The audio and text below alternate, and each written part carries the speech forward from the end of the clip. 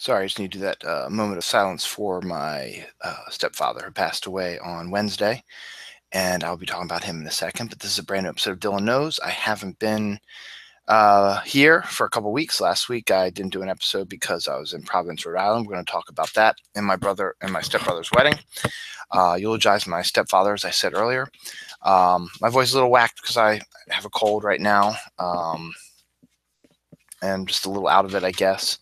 Talk about some other stuff as well. There's a lot of bad weather coming up now and has hit and is continuing to hit. End of days is around the corner. According to one guy, the end of the world is going to happen on September 23rd. So we've got only a few more weeks left before the end of the world again. We also got some other discussions about let's see, food, Twin Peaks, the It movie, football season, fall. My 4-year anniversary of Dylan Knows is next week. Christmas books,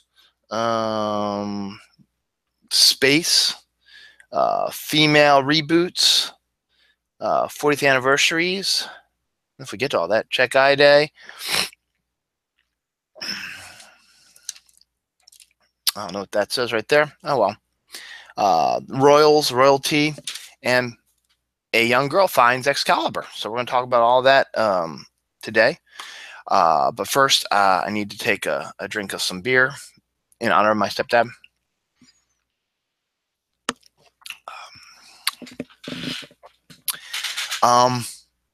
This year has been kind of shitty. Not just for me, but for a lot of the Snark Alex, the group that I belong to, and pretty much for the whole world, basically, considering what's going on in government and in the world around today. And the one thing I keep thinking to myself is always darkest before the dawn, so I'm hoping that it's going to turn into something nice and light eventually. I just don't see it happening. Call me a cynic if you want, I don't know. But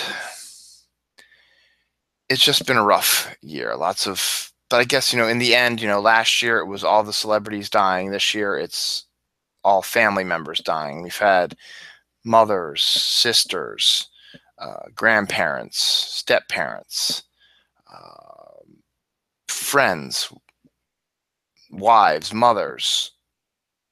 They've all passed away recently. And it's a damn shame, but it happens.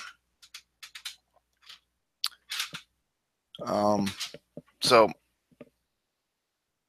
let's talk about my stepdad.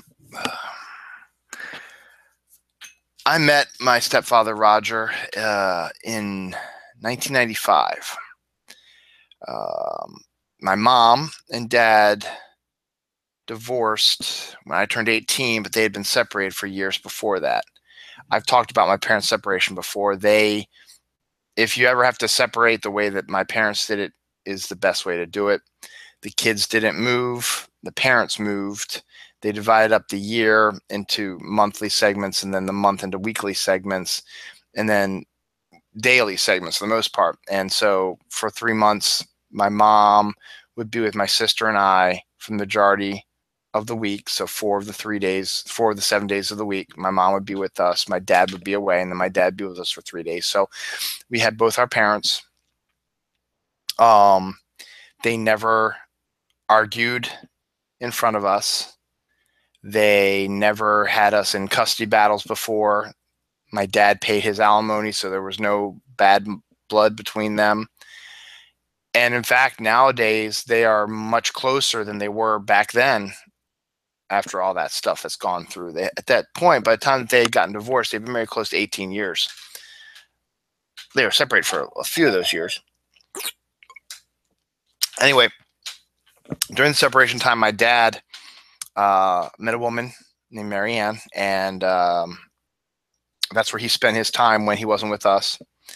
And we got to meet her and get to know her because we knew eventually down the line, once I turned 18, when I'm considered an adult, my dad doesn't have to pay alimony anymore, and they will officially divorce, and my dad can marry Marianne. So we had to get to know her. She's going to be my new stepmom.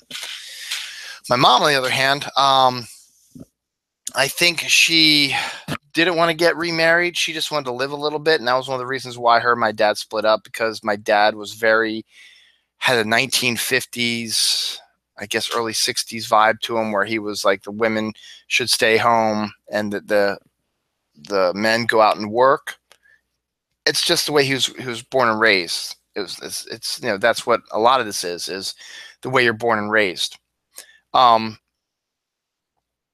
and then in the early 80s, my mom, once my sister and I were old enough that she didn't have to stay at home because we were old enough to go to school, she was getting bored. Plus, my dad was very specific about things. He always made a list of what he wanted for dinner all week, and my mom would have to make it, and my mom had to keep the house clean. So like that, my mom was getting a little tired of that, a little bored of that, and wanted to do some more things. So she got some part-time jobs and did some other stuff as well. It didn't sit well with my dad, but he was okay. But then at one of those part-time jobs, my mom met somebody named Tony. This all makes sense. Trust me. So that's where she was when she wasn't with us. Tony was a lot younger than her. He was a FedEx driver. He owned a boat, made some good money, handsome guy, fun-loving, beer drinking, smoking, softball playing guy. I think my mom needed that probably at that time. So I turned 18. My parents got divorced. My dad married Marianne, and my mom, I guess, kind of wanted to get married, but not really. I mean, she just sort of hanging on there. And then around 1993, Tony up and left her. Cold and dry. I don't know what happened. I'm still not in shock about what happened. Right around the time when my sister got married. And my dad was still with Marianne at that time. So it was and my mom really didn't like Marianne. So it was kind of a hard situation at my sister's wedding. But after that, she sort of got back onto the horse, as it were, and she started going out more and hanging out more, and she started dating again. Meanwhile, my dad's marriage was dissolving due to some stress at his job, which I'm not going to get into because it's just a whole nother ball of wax. And he met another woman that he was more attracted to, I guess, than Marianne. I'm not exactly sure how that works either. I don't really want to ask my dad why the sudden change. That woman turned out to be my current stepmom, Yvonne. So because of everything that was going on with my dad, he eventually divorced Marianne and started living with Yvonne and her son, Ryan, who will come into play a little later as well. That was around 96, I guess. So I'm getting ahead of myself a little bit. Around 96, I guess, 96, 97, I think, was around the time when all that happened. But mom, meanwhile, was playing the field, and she was, dating a lot of different guys. And 95, I was still living at home. I just got out of college, and I was looking for a job, and I needed a place to stay. So my mom offered up the house I grew up in while I was looking for a job. And I paid for electricity and cable and groceries and other stuff. So I did my own laundry and took care of my own things, and I think I got a job in the late 95, but we're not going to talk about that. But around the time in the fall of 95, I guess, is when she started dating 3 different guys. I forget the names of the other 2 really because they're not that important. And then she dated a guy named Roger. Roger was basically a hippie. He was a hippie from the old days. He was now presently in 95. He was unmarried, did not have any children. And he was in a Irish band. And with his 2 best friends, Bob and Chris, who were married. They did a bunch of concerts and stuff like that, and did stuff and drinking buddies like that, and he started frequenting the place where my mom would go out to drink, and the 2 of them hit it off, but at the same time my mom was dating these other guys. So my mom was dating 3 guys at one time, and my mom told me the story just recently. There was one day She's around Thanksgiving, I guess. That one guy sent her flowers. One guy, Roger and her had a date early in the day, but then she also had a date with another guy at night. And Roger had to leave through a back door of our house because the other guy was coming up the front door of our house. I never knew that about my mom, and it's actually kind of funny, actually, considering I was even living at the house, and I might have seen this. I honestly just don't remember it. But eventually, late in 95, around Christmas time, I think she made her choice about Roger and started spending more time with him. And he was spending more time at our house too, so I got to know him a little bit more, and I really, really liked him. He liked music. He liked Doctor Who. He liked the Orioles because he was a member of the crew at 34, Wild Bill Hagee and his crew, which I'll talk about in a few minutes too. Liked, when we got the Ravens in '96, he became a Baltimore Ravens fan. He was a Baltimore fan in general. He was a history buff, loved the Civil War, loved reading, had tons of books. Worked at a bookstore, actually, Johns Hopkins University, downtown. Their bookstore is run by Barnes and Noble, so it's basically a Barnes and Noble, but it also has textbooks in it. And my stepdad Roger was the textbook guru, was the guy who was in charge of the textbooks and restocked them and sold them and replaced them and stuff like that. So he had a fun job. He enjoyed his job. I mean, he got to read books, see books at Barnes and Noble, and he did some other stuff. He did magazines as well, but he did a bunch of stuff down there. And I remember distinctly in early '96, like the first week of January, I had gotten a job at a bagel shop that was opening up right down the street from my house because I hadn't had a car yet and I needed a place to get to easily. So this was literally, I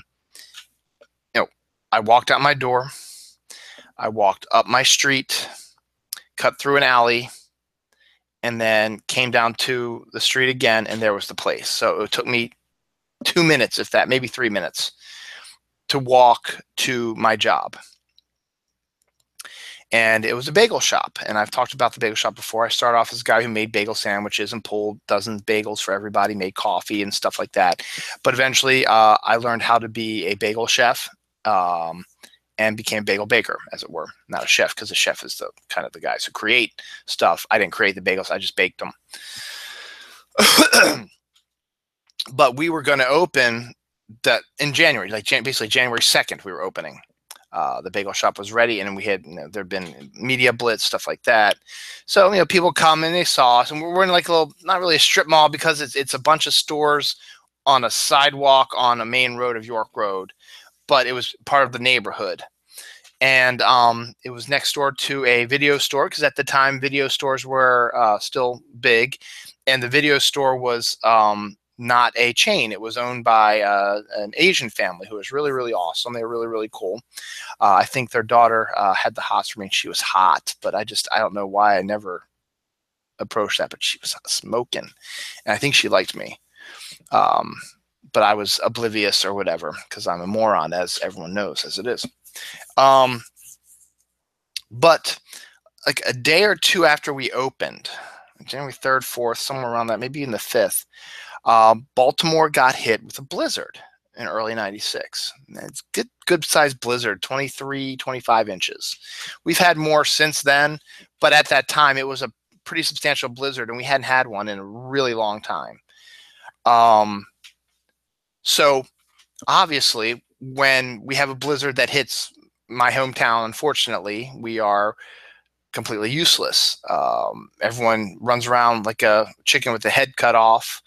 That you've heard the jokes about milk and water, toilet paper, and stuff like that. Bread, milk, and toilet paper. Everyone knows that joke.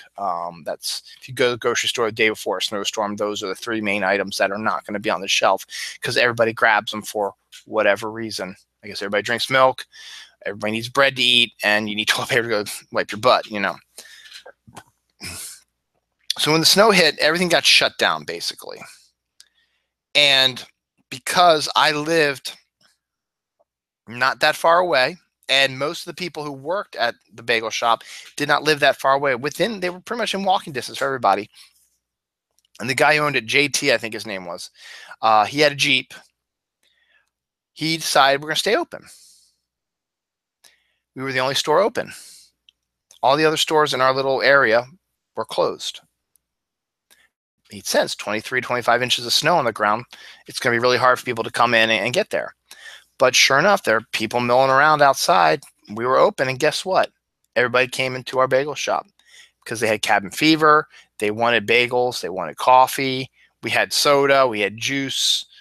I think we even did some cookies, maybe some cinnamon rolls in there as well. But it was the bagels and the coffee. And our place was packed, and it made a lot of money.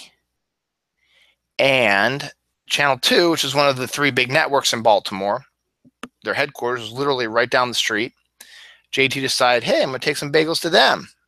Why not? You've only been open 3 or 4 days, free publicity. So he drives down, gives them bagels. Sure enough, they came on the air. Thanks to Charm City Bagel Company, who is open, right here and gave the address and all this stuff. More people came in. We were busy the whole day. Actually, a couple days, because everything was shut down for a few days.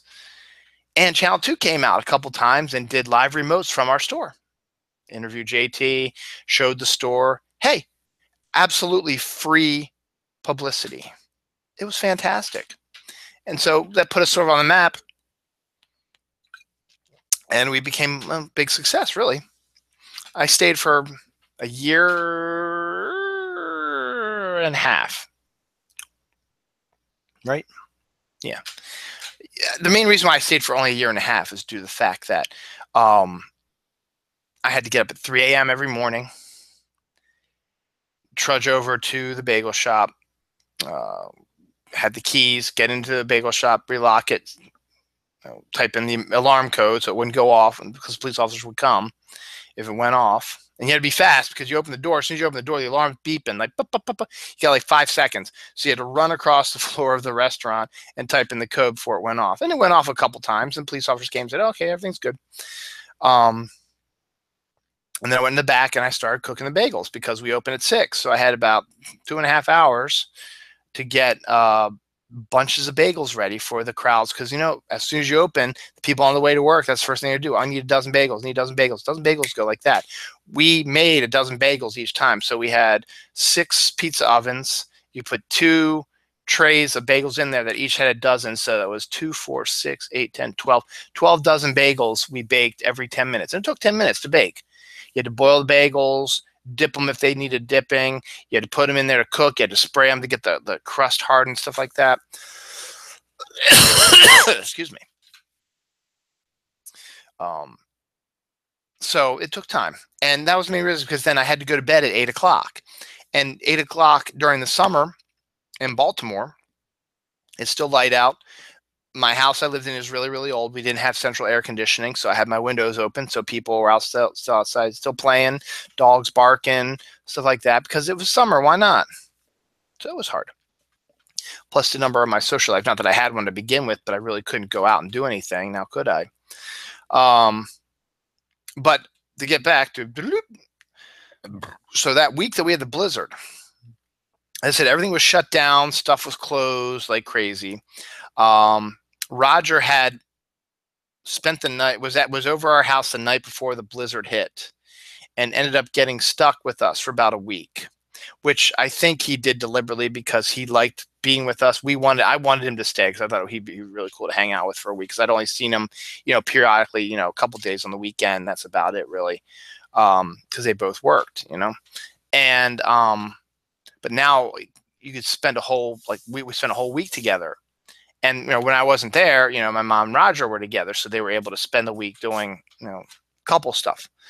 And so that sort of led to them deciding that, okay, we want to be together. So they're at that age where, what, let's just, put all the cards on the table, and Roger decided to move in to our house. We had plenty of room. He was living in some little rinky-dink apartment or whatever. He was willing to obviously give money to help run the house. I mean, didn't pay rent like he was a boarder. No, he paid money like he was co-owner of the house, like I was, or a resident of the house, like I was. So they started living together, and I was still with them, and we all got along great. Everything was fantastic. And then that August of '96, they got married, and they stayed married to this point. So that 1 year, they were married. About 5 years ago, Roger had a pretty shitty year. That would make it, what, 2012, maybe 2011. He was getting older, and Barnes & Noble was undergoing some sort of management reorganization or something like that.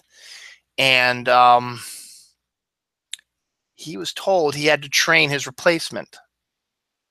Now, just think about how stupid and fucked up that is. You've been there. He's been there for like 10, 15 years, maybe even 20 years for that matter. He was there for a really long time. And the new managers come up and say, hey, guess what, dude? We're going to get younger. You're going to train your replacement. Then we're going to get rid of you. Well, you have a couple options. One, you could say, F you, I'm going to leave. But then you're out of a job. And working at Hopkins, I think he got some kind of pension thing or whatever. I'm not exactly sure. But he begrudgingly did it to stay on, just to keep because he wasn't ready to retire yet. I think my mom had just retired, and he still wanted to work a little bit. But basically, once the training was done, they kind of forced him out. I think they put him in other spots that he didn't like because he wanted to do textbooks. That's what he did. That's what he did his whole life. That's what he'd like to do. But they put this new guy in, and they had him do other crappy shit he didn't want to do. So eventually, it worked, and he said, you know, F you, F this place, and he retired. Forcibly, technically. And from that point on, he really wasn't himself. I mean, yeah, he liked going out and doing stuff with my mom. He liked gardening and liked doing stuff like that. But this was your job. I mean, just think about the job you're doing now, if you're doing a job now, and you get forced out of the job. You know, you might think, oh, I hate that job anyway, but it's a job. It was your job. You had the job for 10, 15 years, and just to get up and tell them we don't need you anymore and toss you aside. Now, yes, I know that happens to a lot of people. So from that point on, he didn't have the same vim and vigor. Because at the same time, right around that time, his two best friends, Bob and Chris, they passed away within about 6 months of each other. He wasn't that close with his family. His mom had just died also recently. His dad had been dead for a while. I think he had a brother named Kevin Bacon, of all things. But they were estranged. I think he had a nephew in there, too. So he sort of got into a depression. And again, understandable, but it seemed to last for a really long time. And he didn't have that vim and vigor, as I said, that he had before. Now, he also smoked a lot and he drank a lot. And eventually, and I'm not anti-smoking or anything like that. I'm just telling you, this is what happened to Roger. Eventually, the smoking got to him, and he developed lung cancer. They were able to chemo it out, and then he was okay for a little bit, and then he got like pancreatic cancer. Again, they were able to chemo that out again, and then he got lung cancer again. And he tried to chemo that out, and it looked like it worked, but then it metastasized into his gallbladder area, and that was just a couple weeks ago. And at that point, Roger was like, I give up. It's never going to go away. At that point, the doctors gave him 1 to 2 months left to live. But that's not all. During that time also, there were a few other incidents he had. I'm not exactly sure the first one that got him hospitalized. I'm wondering if it was like almost, it wasn't a stroke, but it was I think it was a mental thing, or was it a heart thing? I'm not exactly sure. He was hospitalized for a long time. And then about, I don't know, 6 months ago, I guess, he fell and he broke his tibia, some ribs, and some other stuff, and he was hospitalized again. Because I remember going to visit him in the hospital during football season because we were watching the Ravens game together. So for about 5 years, he was going through all this sickness and stuff like that. And my mom's relationship with him sort of shifted from being husband and wife to caregiver and patient. He was already suffering from depression, from losing his best friends, from not having a job, getting forced out, and basically just, just lost himself. Had no urge to do anything like they used to. And then, as I said, the sickness started. And, excuse me. So then my mom had to spend most of her time taking care of him. A couple stints in the hospital. And she had to go visit him every day, help clean him up, give him his medicine, talk to the doctors, blah, blah, blah. And it gets you on you a little bit. She really couldn't do anything she wanted to do. She loved to garden. She loved to go visit her sister in New Jersey. She loved to spend a lot of time with me and my sister. My sister lives in Virginia. My mom couldn't go down and visit them. And she couldn't spend that much time with us when she came up to our house. So we went down to her house a lot, which is fine. Her house is only about 20 minutes from our house. I mean, it's where I grew up. She still lives where I grew up.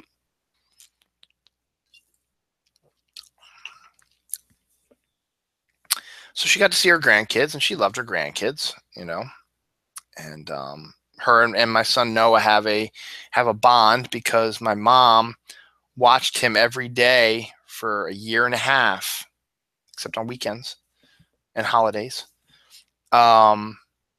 because Noel was still in daycare, and to have 2 kids in daycare is hugely expensive, especially when they were newborns. So by the time Noel was old enough, and she got in one of the other classes that cost less money, and then when Noah got to be 1.5, he could go to one of the other classes that didn't cost as much money as a newborn one. That's when we did that, but we need someone to watch him for a year and a half. And my mom did that during his early growth period from about, I guess, 2 months in to, a year and a half later. So her and my son have a bond that I don't think is ever going to break. And you can still see it too, particularly when she comes visits and when we go over their house. And when he talks about his grandparents, he always talks about Grandma Lang because she is a constant in his young life that sort of came into his being. So this past Wednesday, September 6th, my mom there was now a routine that they were doing now. After Roger's second stint in the hospital, where they found out about the metastasized cancer into the gallbladder, and he didn't want to stay in the hospital. He wanted to go home, which makes sense. Got 1 to 2 months to live and wanted to spend it in the hospital, right? So they got hospice care to come in and take care of him and give my mom a break when need be. And they got into a kind of routine. They only stayed for a little while, and unless my mom needed them to stay longer. But my mom was always, she had her routine now, taking care of Roger.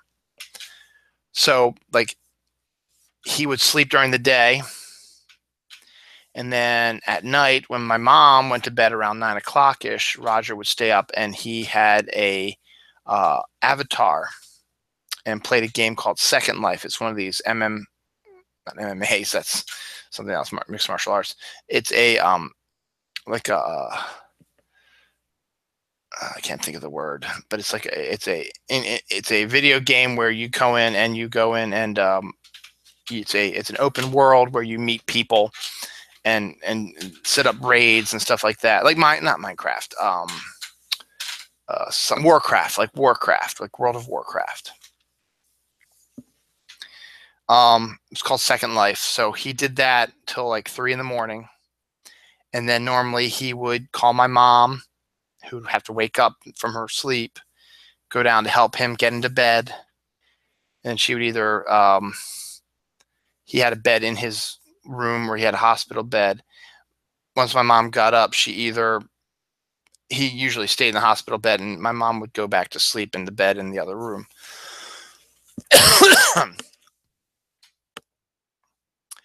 So early on September 6th, around 3 a.m., Roger had the night before decided he didn't want to play video game, didn't want to do the video game. He wanted to go to sleep because he was tired. So my mom came down at 3 o'clock because she didn't hear him call for her, and saw that he was sleeping fine, and then went back upstairs because she's like, okay, he seems to be fine. I'll just go right back upstairs. He's quiet, stuff like that. She woke up a few hours later, like 7, 8 o'clock, came back down. Roger's in the same exact position, and that wasn't right. So that's when she discovered that he died in the night, probably right around 3 a.m., they said. And so she called 911. She called the hospice. She called her sister. She called me, let me know. The hospital took care of it. She set up the hospice, signed off all the papers and checked all the vitals to make sure that it was indeed death, and signed off on the stuff like that. And then my mom had to set up the funeral home. Now, Roger had stipulated, because he was always very private, that he did not want to have a funeral. He did not want a big fuss. Didn't want to be buried. He wanted to be cremated and spread along the ashes of Astig Island, the shores of Astig Island. So that's what my mom did. There's a funeral home literally at the top of our street and down about half a mile, if that. And they came out and they took the body and they made her a deal and did all this stuff, and they cremated him, and she should be getting his ashes. I think they took him down today to get cremated, so she should be getting the ashes really soon, and then she'll set up a time to go to Astig and she'll spread the ashes. That's what Roger wanted. I went and visited her and talked to her for a while. My cousin Amanda had visited her that day also. My sister and brother-in-law had come down the next day, spend some time with her, spend the day with her, spend the night with her. And then my aunt, her sister, and her brother-in-law came down yesterday, and are going to spend all the way through Monday here with her, and then it'll be back to normal. My mom wanted to make sure that, this is what Roger wanted, and just wanted to verify with us if we were okay with that. I was okay with it. So Roger wanted. My sister, on the other hand, sort of wanted to have a bigger to-do about it. But to be honest, as I said, he didn't have a lot of friends, if any, at this point. And we were just his immediate family. And he said himself he didn't want to have this big party. So what we might end up doing is I gave my mom suggestions, like, look, his birthday is in March, day after St. Patrick's Day. Maybe we can do a celebration then. You don't have to do one right now. And there's that. So we'll see what happens. My mom is doing very well, actually, as she told me. She's very relieved because he's no longer in pain. And he's in a better place. And I told her, look, he's probably with Bob and Chris right now. They're probably jamming, having a good time, getting together. He might have even hung out with some of his old Section 34 buddies. He was a good man. So I do not believe he's in any bad place. He was not really religious at all. So he didn't really like religion in the end. So he just, hopefully his eyes are open now to whatever it is, and he's discovered what the afterlife is, and we'll never find out what it is until we go there and join him.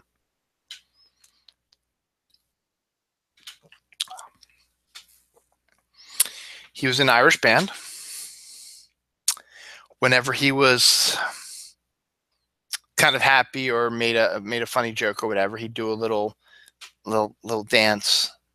What was it called? I think I wrote it down here.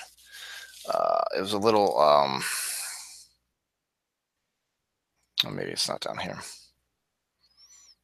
Jig. He did a little jig when he was happy. He disliked Donald Trump as much as everybody else has. Like the Ravens, the Orioles, loved Maryland, loved the history, loved the Civil War particularly. You know, was a pop culture fan, like Lord of the Rings, you know, Star Wars, Star Trek, all that stuff. He was, you know, a big fan of that. Fan of Doctor Who, as I said. Let's see, what else do we have about him that I haven't. Let me talk to you a little about the Orioles. Now, he's lived in Baltimore his whole life, and he had been married before, but he never had any kids. He loves cats, but he had met a bunch of friends, I guess, in the 60s and 70s, and they went to almost every game at Memorial Stadium. Now, the Orioles play at Camden Yards now, which is downtown Baltimore City, right there by the harbor. It's 25th anniversary of it, so it's only been around for 25 years. Before that, they played at a place called Memorial Stadium, which they had played at since 1954 when they came to Baltimore after leaving St. Louis. That St. Louis Browns moved to Baltimore in 1954 and became the Baltimore Orioles. They played at Memorial Stadium, which was in the middle of a neighborhood off of 33rd Street in Baltimore. I don't remember this because I was a baby up to 1 year. I only spent 1 year in this house. My sister spent a couple years, and my mom and dad spent obviously some time there. They lived in a house which is a block away from Memorial Stadium for a couple years before we moved to the house that my mom still lives at now, where I grew up in. And I was a baby there. I just don't remember a dang thing about it. I'm a baby. I've seen pictures, so I know of it from the pictures, but I have no memories. I can't think of it. Maybe deep in my subconscious, I can remember things from when I was a baby, but I don't. I remember the first memory I have as a baby or a kid is being in my dad's office in a playpen, standing up and looking out the door. I guess the door was closed or cracked open anyway. And my mom was ironing clothes, watching soap operas. So it was the 70s then, I guess. I was a baby, so it was probably 74, 75. And we were in the house that my mom still lives in, where I grew up in. So it wasn't this house that they lived at that was a block from Memorial Stadium. But Memorial Stadium, though, was also the home of the Baltimore Colts when the Colts were in Baltimore. And they called it the world's biggest outdoor insane asylum because the fan base was rabid and was crazy, particularly for the Colts. Now, the Orioles weren't as loved until the late 60s when their team was spectacular. There's a period from 1966 to like 71 where the Orioles were unstoppable. There was 1 year in there they had 4 20-game winners. Not a lot of teams can tout that. We won the World Series twice in that time frame, 66 and 70, right? We lost in 71 and we lost in 69,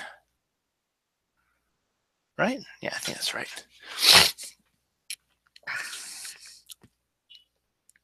Well, they are back in time. So I was only about an hour late. It'd been 15 minutes. If I would have gone with them to the fireworks, we would have been back and I would have gotten started. Probably been late start, 10 o'clock, but all right.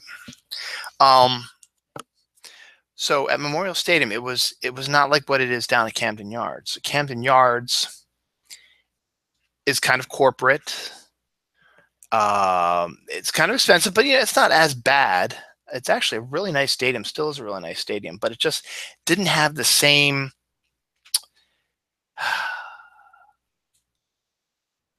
what's the word I'm looking for?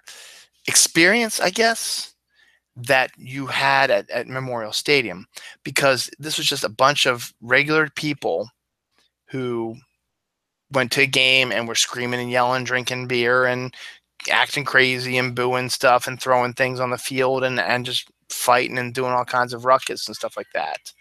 And that's what they did. And it was a lot of fun because it wasn't corporate. It didn't feel corporate. It felt like blue collar people just getting together, having a good time and watching the game. Now, back in those days also, we weren't looking at multi-million contracts. I mean, nowadays you get, Manny Machado, who's an Oriole now, is probably on par to, in a couple of years, going to get $300 million to play baseball.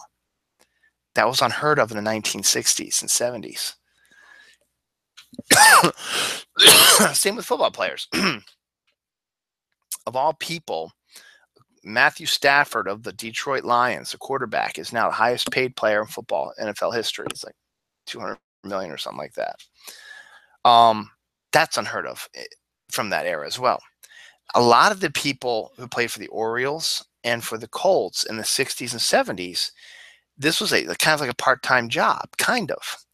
They still got paid okay, and they spent most of their time doing that, but they weren't making enough money to survive. So a lot of the times, these guys had to go to work. Like Johnny Unitas worked at like an office or something like that. So people knew Johnny Unitas. It was like, it's like going to college, and the football team is in your history class or whatever. And then they go out on the field and they're on national television and they're scoring touchdowns and going to bowl games, stuff like that. They're like mini celebrities. They're on TV, but yet, they're just regular guys you hang out with, in class. It was like that. Guys worked, Orioles and Colts worked at the steel mills, and they were normal guys. So that's when baseball and football is a little bit different. That was when, things were a little bit more fan friendly because the players were not multimillionaires. They were just like you and me. There was a section in Memorial Stadium called Section 34, and there was a guy by the name of Wild Bill Hagee who loved to drink, had big long beard and big hat and stuff like that, and he was the biggest cheerleader for the Orioles. Basically, he was mostly known for the Orioles. If he was at the Colts game, I'm not exactly sure, but I knew for a fact he was at the Orioles. Now, and everyone in the section, he sat in the same section. I'm sure he probably had season tickets. He sat in the same seat, same section every game. He went to every game. And he was the guy that got the crowd riled up. Nowadays, you get the music that, says, clap your hands or, dun, dun, do stuff like that and chant, stuff like that. It comes up on the big screen. It says, chant, do this, do that. In the old days, they really didn't have that. So they needed people to rile up the crowd. And Wild Bill Hagee was one of those guys. He would get up there and he'd stand up on the chairs and do the O-R-I-O-L-E-S and then wave his hat around and get people pumped up and excited. And then he was able, once he became famous, they were able to let him go down on top of the dugout and do it in front of everybody in the stadium. And everybody loved him, but they knew he was in Section 34.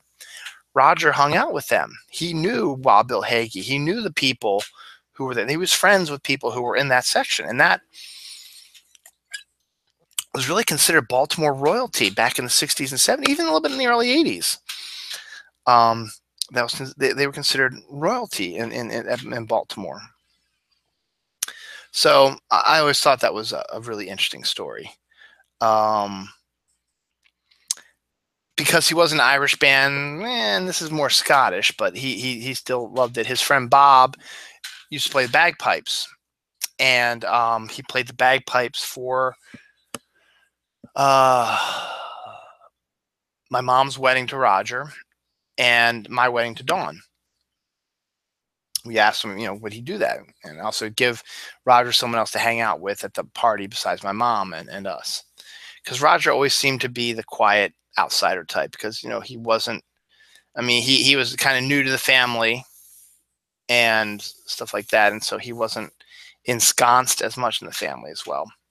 And so he was a little nervous. So we said, hey, when Dawn and I were saying, it's like, yeah, we'd like Bob to, do some piping for us. And then, of course, obviously, he's invited to the wedding. It's not to be rude to say, okay, thanks for doing your bagpipe. Now get the hell out of here. No, it's not cool. But Bob decided he was going to wear his kilt because bagpipes are Scottish, not Irish, but they're Scottish. So he wore the whole kilt, whole kit and caboodle, as it were. And Roger decided he wanted to do it too. So he bought one as well. And so the two of them were wearing kilts at our wedding. And that's cool. That's Roger. That was Roger's character. That was the way he was. And that, made an impression on my in-laws and my family. Because my dad's family was there now. And my dad, as I said, to wrap up the tail on that one, he divorced my first stepmom, Marianne, and married my second stepmom, Yvonne, not until a little bit 2000, like 2007. But they were together for like 10 years before that. So she was part of the family too when we got married. And I'm always going to forget, this isn't really a Roger story, but it's connected to Roger a little bit because Bob was there. Bob was there mainly because we didn't want Roger to feel outcast. Plus, we liked the sound of bagpipes. And we thought it'd be really cool to have him playing when we leave in the church or come into the reception or something like that. So Bob decided that he wanted to do something special for us besides playing the bagpipes. He got some really expensive and really nice Irish whiskey. I would even bet it probably came from Ireland. And he called me, Roger, my dad, my father-in-law, my brother-in-law, Adam, who was my best man.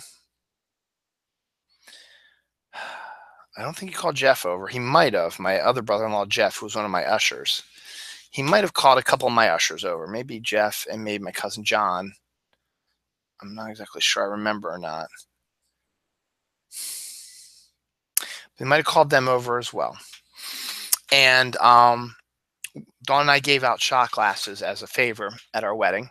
Had our name on. It was like Dawn and Dylan, what's the phrase? We have a little cute like pun on the other side. So we got one of those, and he poured all of us a shot of this Irish whiskey, as I said, authentic, probably smooth, but it was Irish whiskey. And he did an Irish blessing, and we all shot the whiskey. I felt that was kind of nice. Now, that's more of a Bob story, but Bob's connection to Roger was there, and Roger was there for the shot as well. He was there for my wedding.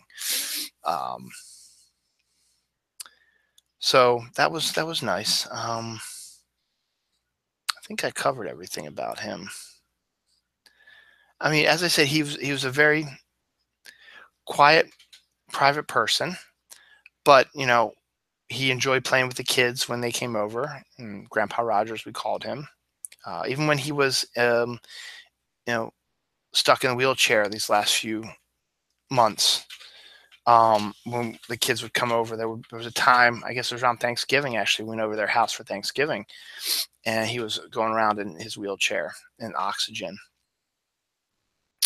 And Noah was like pretending to shoot him with like lasers and stuff. I guess we had my Transformer Shockwave little laser gun that made noise when you squeezed it, and it still made noise. So he was shooting Grandpa Roger. Grandpa Roger was shooting back, and I'm gonna get you, and all this stuff. And his eyes lit up a little bit, and he seemed a bit better when the kids were there. Because up to that point, he's just sort of kind of depressed, sitting in the chair, suffering pain, having suck on oxygen. Then when the kids came, though, his eyes lit up a little bit. He went out of his way to cut box tops out, the things that they collect at schools that help your school. He gave us a bunch of those that he got from the stuff that he had at the house. Yeah, I mean, there's really not much else that can be said about him. He was a very good guy. He was married to my mom for 21 years, which is longer than my dad was married to my mom. I've known him for a really long time. And I'm gonna miss him. And I think someone else is gonna miss him too. Come on down, bud. Come on, baby. Yep, that's my boy. And there's my girl. How's the fireworks? Good. It's Good. very good. Good. I'm glad. It's clean down here. It's a little bit clean. Needs to get more clean. But good night. Good night. I love you. We were lucky enough, and I'll get into a little bit of this a little bit later too, but I just want to give this little anecdote, and then I'll probably end this segment. It's been on for about an hour, so I guess that's the appropriate amount of remembrances for a really nice, awesome guy, my stepfather, Roger. Due to school not starting till Labor Day, Dawn and I had to cover 2 more weeks of camp, stuff like that. Now, we didn't have the money to pay for 2 more weeks of camp, so we paid for 1 more week of camp, and then Dawn took off a couple days. Well, technically she didn't. She was here during the day and then worked at night when I was home with them. But then Wednesday into Thursday, we took them to my mom's house, and they got to see Roger again. And I didn't know at the time, but at the time was the last time they were going to see him alive. From what I heard, it was a good time had by all. And I feel very blessed that he was able to see the kids about a week before he passed away. Now, I hadn't seen him in a couple weeks. I can't remember the last time I saw him. But I did. I saw him a couple weeks ago, I think, 3 or 4 weeks ago. But that matter, it was really nice that the kids got to see him one last time before he passed away.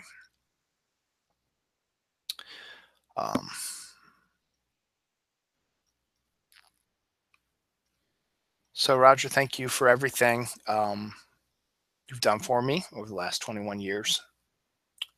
I want to thank you particularly for being a companion for my mom and being a really good one at that. 21 years is a long time. I mean, as I said, longer than my mom was with my dad. And I know things were harder with my sister and brother-in-law, but I know they care for you as well. The amount of outreach and prayers and thanks, and not prayers and thanks, prayers, well wishes, condolences that I've been getting, that Mom's been getting, probably Stacy's been getting as well, has been outstanding. And I just hope you're in a better place. I know you are. I know you're feeling better. I know you're happier.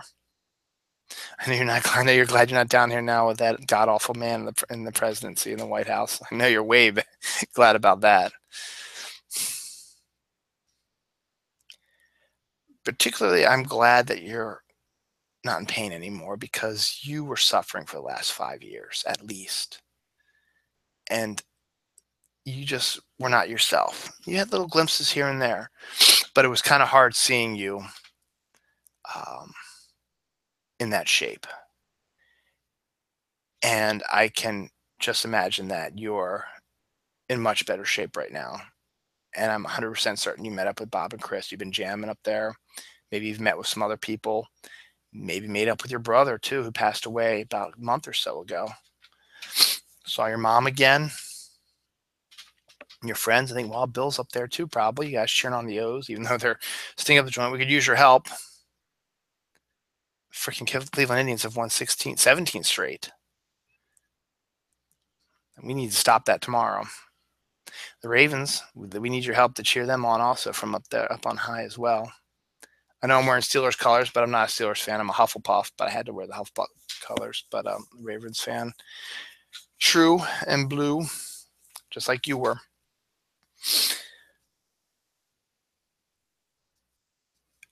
The world was a lot better place. You were in it. And I'm glad that you are no longer in pain and you're in a better place. I know you are. Roger, I love you. I know I didn't say it as often as I should. I love you. You were a great man. You're a good stepdad. You would have been a great dad to a biological son. And that might be one of your regrets you had, but at least I hoped that I filled the void a little bit. Here's to you, Roger.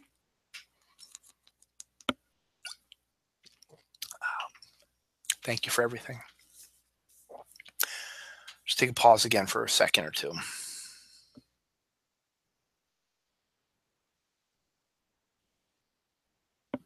Okay.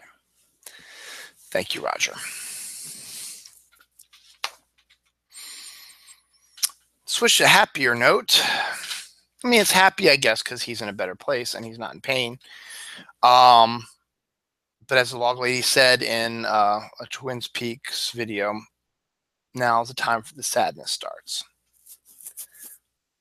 And my mom's okay. She really is. She's relieved. She knows she's in a better place, and she knows that things are going to be different, but hopefully a little bit better for her as well. So, detailing the long and sordid history of my parents' breakup and their subsequent stuff in the 90s. 90s was kind of messed up. So my dad, I guess around 97, I guess is what we planned it. We thought it out to be, I guess, 96, 97. He met my current stepmom, Yvonne. And I don't know, just something just clicked. And he couldn't think of his life without her, even though he was married to someone else. The marriage might not have been as good as he thought it would be. I don't know, because I'm not my dad. Regardless, he started eventually dating Yvonne. Now, at this time, Yvonne had just gotten divorced from her husband, and the two of them had a young son by the name of Ryan. So when I met Ryan, let me see. I guess he's 30. Was he 30 this year? I think he was 30 this year. So make it 17, 07, 97, 87. He's born 87, I would guess. Yeah. So I guess he was about 10 or 11 when he started, when he met my dad. And there was some sort of custody issue, I think. And I think Yvonne was the one that had primary custody of Ryan. So my dad spent a lot more time with Ryan, I think, than Ryan's dad did. I think Ryan's dad still had contact, but just not as much as my dad did, since he lived with Yvonne and he was with Yvonne all the time. So he sort of became his stepfather to Ryan. And Ryan grew to be a good guy. I met him a number of times, and it was nice having, at the time he wasn't a stepbrother because he was just the son of the guy, the woman my dad was dating, because they didn't get officially married until 2007. That was when he officially became my stepbrother in 2007. That was 10 years ago. So they've been together for like 20 years. If you think about it, 97-ish, I guess, if you want to say that's about the time when they got together. Could have been before then, but in my eyes, I think it was 97. Yeah, 20 years. So again, a longer relationship than he had with my first stepmom, Marianne, and my mom. So I guess in the end, for my dad, third time was a charm. And, technically my mom, third time was a charm also, because, my dad, and then she dated Tony for a really long time. And then, had a few other, as I said, had some other boyfriends, but none were serious until Roger came along. So I grew up, well, I didn't grow up because I was 22. So, but I met Ryan. I hung out with him a lot. He was a good kid. Wasn't a bad kid. Didn't really do anything bad. Excuse me. So hung out with him a little bit when I saw my dad, and we did stuff together, stuff like that.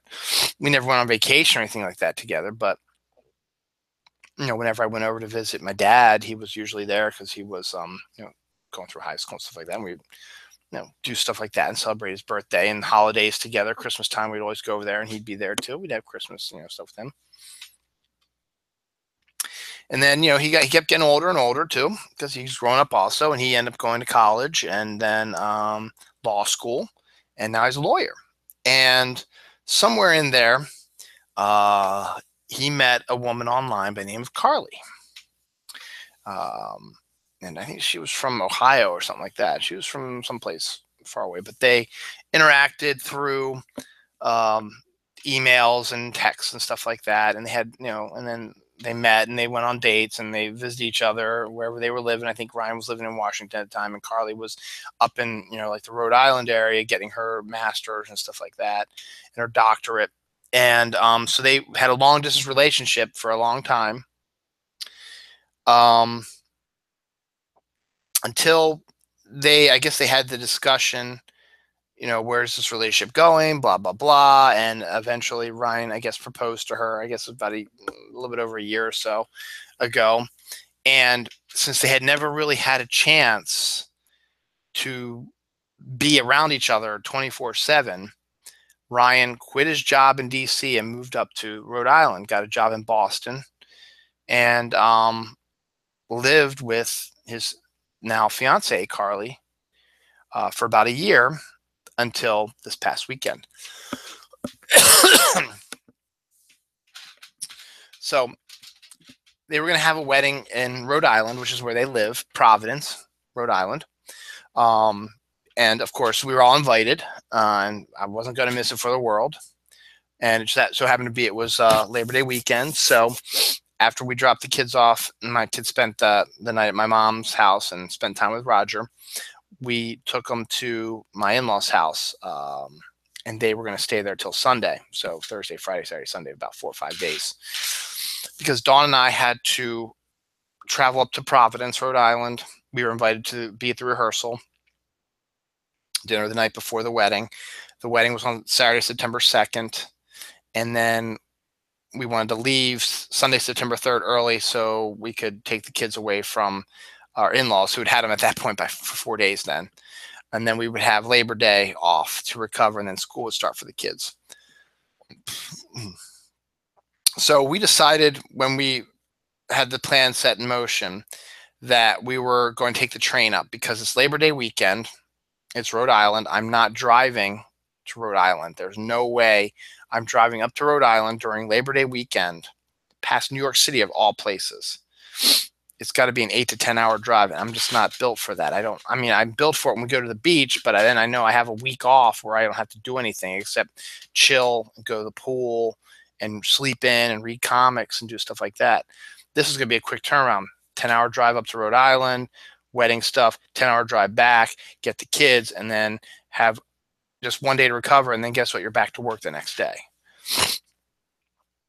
So I said, I'm going to take the train. And Dawn's like, okay, take the train.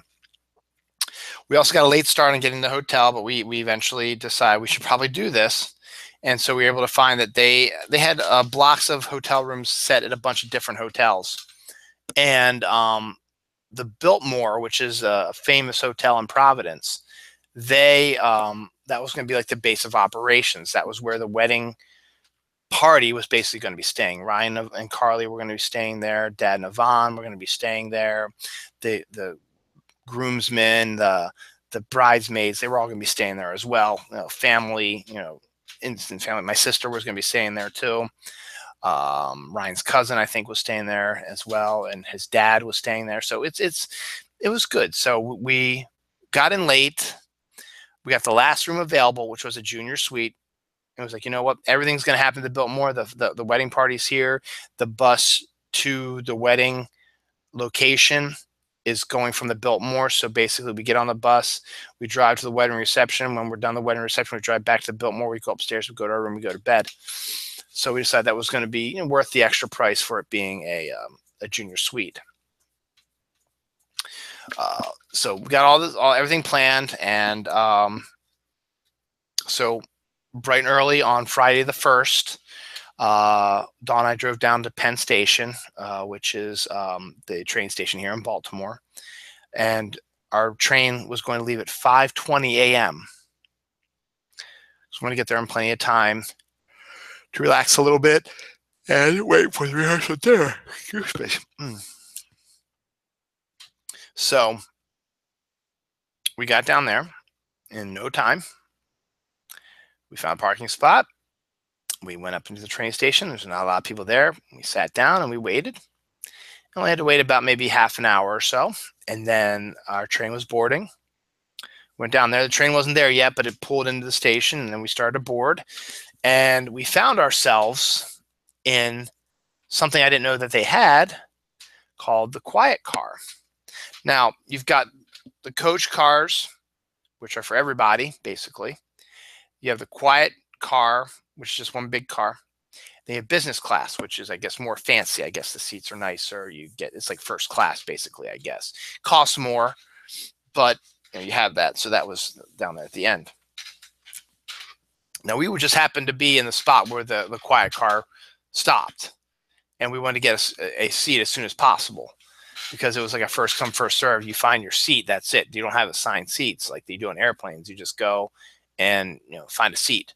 So we found the first spot we could find, and we discovered it was a quiet car.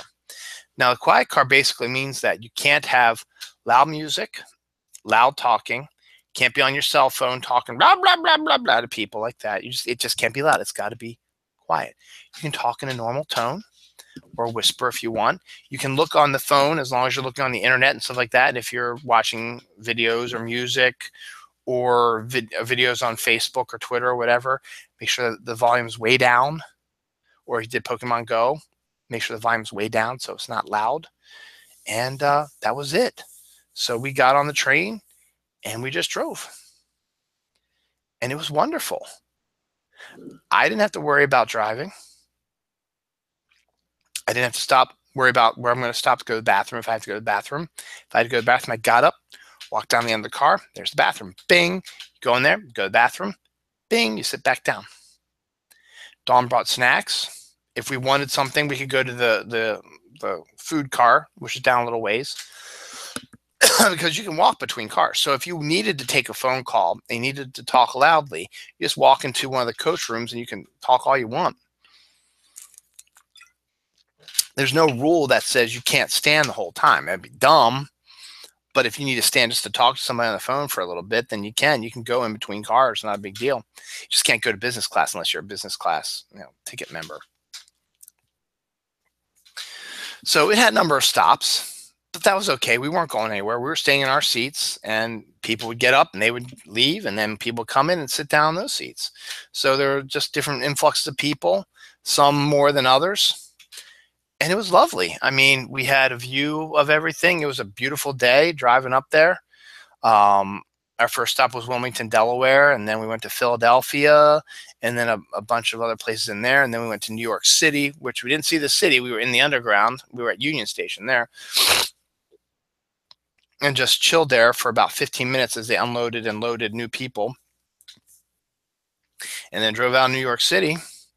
And hit a bunch of places in Jersey and a bunch of places in Connecticut. And then as you were getting up into Connecticut more and even into a little bit of Rhode Island as well, you got to see more beach and waterfront areas and some of these maritime towns, which you've always heard stories about or read, how quaint and how sweet and how nice they are. From the train, they look exactly like they sound, nice little picket fenced houses and beautiful views of the water and lots of boats on the water and stuff going on. It was nice. I mean, just gorgeous scenery, gorgeous architecture. I mean, yeah, there were some places we went through that were kind of shitty, but we never felt in danger because we're on the train. We're going fast and we had security people on board. So if somebody tried to start some ruckus with us, they would take care of them. They were walking up and down all the time, making sure everything was running smoothly. So we pulled into Rhode Island just after noon. So roughly about 5 to 6, 7, 8, 9, 10, 11, about 6.5 hours on the train, which to be honest, I was reading books. I was sleeping. I was playing Pokemon Go. I was reading Twitter. I was reading Facebook. I was talking to Dawn. I was eating stuff. I was going to go in the bathroom. I was looking at the scenery. It seemed to go by like that. 6.5 hours. We're there already? Really? Wow, that was quick. So we got to Rhode Island. We got into Rhode Island, and so we got out of the train and got into the Rhode Island train station. And so we said, okay, what are we going to do now? Dawn pulled out her phone to see the directions to the Biltmore from the train station to see if we needed to get a cab or an Uber or something like that, or if we could walk it. I mean, neither of us have been to Providence before, and we don't know what to expect, what it's like. So she opens it up and types in, the directions. And, the directions, they tell you how long it is from one place to another via car, via mass transit, and via walking. By car was 5 minutes. By mass transit, about 11 to 12 minutes. Or not, by walking, it's about 11 to 12 minutes. We're like, let's walk. It was a nice day. We had been sitting for 6.5 hours. I mean, for the most part, we didn't know what to expect in Providence, but we didn't expect that, we'd be accosted or anything like that. It is a town. There's police officers and stuff like that. So we thought we'd just take a walk. We just had to find where the Biltmore was. So she, got the directions, and she was following the directions. And we walk out of the train station, and we get out. And it's like, okay, which way should we go? We take a few steps. Dawn looks up and goes, there it is. The Biltmore is one of the biggest buildings in Providence and has a big giant sign that says Biltmore. We could see it from the train station. I was like, okay, then we'll go in that direction. So we walked in that direction. It was about, as I said, about 5 to 10 minutes. We're at the Biltmore. It's like, wow, that was easy. And we're carrying, our luggage has wheels. We only have one luggage and one bag. So, we weren't overly burdened. So we get to the Biltmore. It's a really nice old style hotel, huge, humongous. It's like 11, 12 stories tall. And I'm like, okay, maybe we'll check to see if we can check our luggage, because we don't know what time check-in is. We're expecting maybe 3 o'clock. So we'd have to walk around Providence for 3 hours with our luggage. Or luckily, if we were lucky, maybe we could stow it somewhere in the hotel room and they would have it ready for us. Maybe they'd have it, something like that, which I'm sure they probably would, So we go up there and we're just like, yeah, we're here to check in. And, before we could say anything, she's like, well, you're in luck. There's a room open now. Would you like it? Or do you want to wait till we got a bigger room, a higher up, in the 10th, 11th floor? It's like, no, we'll take it now. So we got our room right away. As soon as we walked in, we got our room and we went up to our room. Gorgeous suite is on the 5th floor. A junior suite a regular suite has basically 2 bedrooms. It's got 1 bedroom. This is a regular suite. 1 bedroom, a sitting area, another bedroom, and various bathrooms around. Bathroom in that bedroom, bathroom in this bedroom. A junior suite didn't have that extra bedroom. It had 2 beds in the bedroom and a sitting area. So we're like, this is nice. We have a sitting area with 2 beds. We were on the 5th floor. You could see, all of Providence. Well, not all of it, but, a good portion of it, a lot of the big buildings. There was a park in front of us. We could see the park. And on top of that, the Biltmore was a Poke gym for Pokemon Go. So we could sit in our beds and take over the gym if we wanted to, or just spin the Pokestops that were all around the area. And we were there in that area, so we could spin them. So it was nice. So we relaxed for a little bit, long train ride, got our stuff unpacked, and started looking around to see, what's going on. And I texted my stepmom, who had been up for a few days already, to see, what time is the rehearsal dinner? Where is it? Because we're thinking maybe we could walk to that as well. And, just to see her and tell her we were in town, stuff like that. They said they were coming back from the rehearsal, which is in Bristol, which is a little bit of a hike. It's about 40 minutes from where we were staying. So they were coming back from that. They would meet us up later. So we just sort of hung out, slept a little bit because we got up so early, looked on our phones, read, did whatever. And eventually Yvonne came to our room and we talked to her for about 20 minutes. And she gave us the the restaurant and where it was located. So we decided, hey, we got some time. Let's see if maybe we can walk it. Find it by walking. So we go down to the lobby, and there's my dad. So we talk to my dad for about 10 minutes. Then we go out into Providence. By this point, it's about 3:30ish, I guess, and the maybe 3 o'clock-ish, and the rehearsal dinner was like at 6. So we decide, hey, we'll take a walk. We'll walk around and see if we can. First off, we'll see if we can find the rehearsal dinner restaurant and see if we could walk it. So we follow the directions. Again, 5-10 minutes from the hotel. Boom, we found it. Wow, we could walk it. Providence, while it is the capital of Rhode Island, is much like Rhode Island also. It's not that big. It's big enough. It's got lots of buildings and lots of historical stuff and lots of neat things in it. And it's a cool city. It's clean. To me, I didn't feel threatened at all. It seemed safe. People were nice. I mean, heck, I think I was wearing this shirt actually. And someone yelled and said, hey, nice shirt. Yeah, Hufflepuff. And then I was wearing a shirt on Saturday, which was my my beer pong United States flag. And someone said, hey, man, cool shirt. Who's just driving along, It's pretty cool. So we, at this point, we really hadn't eaten anything. So we're going to try to find something for lunch. So by now it's about 3:30-ish, 3:45-ish. So, okay, we just need to get something light because we're going to be eating our rehearsal dinner really soon. So we discovered there's a giant mall.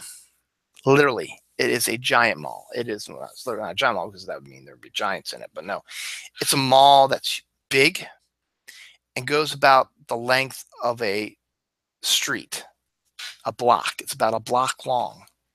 It's got some big chain shops on the outside. It's got a bunch of restaurants. It's got a big parking garage in the middle of it. And it's got like a 2-story mall above it, 2 or 3-story mall above it. It had a comic book store in it. It had Yankee Candle in it. It had the Lego store in it. It had a movie theater in it. And who knows what else, because we didn't really look around too much. But it had a comic book store in it. And then they had a really nice food court. It had Taco Bell and the Pizzeria Uno's and like a Chinese food and Japanese food and Mexican food, and it had everything. And big windows that you could look out on Providence from here. So we got a quick something to eat. I got like a slice of pizza, and Dawn got a burrito from Taco Bell. We ate real quick, and then we walked back to the hotel, got ready for the rehearsal dinner, and we had been in contact with my sister and brother-in-law. They drove up with my nephews, and so we said, hey, it's not that far. We're going to walk. Do you want to walk with us? Now, they had driven, as I said, so they wanted to walk also. So we met outside of the hotel, and we walked. We showed them we knew exactly where it was. We walked to the hotel, and we had the rehearsal. Rehearsal was nice. Rehearsal dinner was nice. And after that, we left, walked back at night. By now, it was like 8, 9 o'clock at night. So we walked back, and the Biltmore had like a mezzanine level on the 3rd floor, which means you could go outside, and you could be under the stars, and they had tables and chairs you could just hang out and sit in. And so my brother-in-law and sister and my nephews and me and my wife, we sat down there and we just started talking for a couple hours, just getting caught up because we hadn't seen them in a while. And it was really funny. And then, a lot of windows look onto this little mezzanine area. And Dawn noticed somebody looking out of one of their windows looking at us, and Dawn was like, hey, how are you? It's a joke, kind of waving at them. And I looked up at that, like who she was waving to. I was like, wait a second, that's Dad, my dad. She's like, wait, is it really? And so they all turned to look at him, and yeah, it was. And we all started waving at him, and he lifted up the window and said, hey, how you doing? It's like, yeah, good. So we actually, and then Yvonne showed up in the room also. So he looked down on us. So that was really cool. So then the next day, the wedding wasn't until 3:15-ish or so, 3:45 or 4 o'clock or something like that. I don't remember, but it was we had plenty of time in the morning. So basically, Dawn had a long week, so I let her sleep till about 10 o'clock. I got up like around 9:30, I guess, and just was looking at my phone. And then we just took our time, getting up and getting showered and getting dressed and just moving slowly and, I don't know, an even keel pace. And we said we were going to walk around Providence. We had some time. So we walked out the door, and it was about a little bit afternoon. I was like, hey, why don't we find something to eat first? and let's not wait till like right before the wedding and get something to eat like we did last night. So we're walking around. We're walking in an area of Providence we haven't walked at yet because we'd already walked up one way this way, and we also walked up by where the train station was. So we covered those areas. So we hadn't checked anything down. I guess I'll call it south, even though it's really south, down that way. So we started walking, see if we could find a place to eat. And so we're getting ready to cross the road, and we're crossing a road in a crosswalk. And I turn just to look to see if there's a car coming, and then I stop and I say, come back. Dawn's like, huh? So I come back. I pointed out, we're going to eat here. Would you be interested in gourmet grilled cheese? You melt. That's where we ate. It is a gourmet grilled cheese shop in Providence. They have two shops, one in downtown, which is where we ate, and one in College Hill, because Brown University is in Providence as well. There's also another college in Providence proper, in the city itself. It was literally across the street from where's my pictures? From the grilled cheese place we're getting ready to have lunch. And it was move-in day, so there's lots of vans and lots of parents and stuff like that moving. Whoa, a little too far. Johnson and Wales University is literally in the middle of Providence. Brown's on the outskirts of Providence, across the river. And this place, You Melt, was across the street from the college. So Dawn and I go, and we've never been there before, and we're looking at the menu. Yeah, and they have about 15 different items.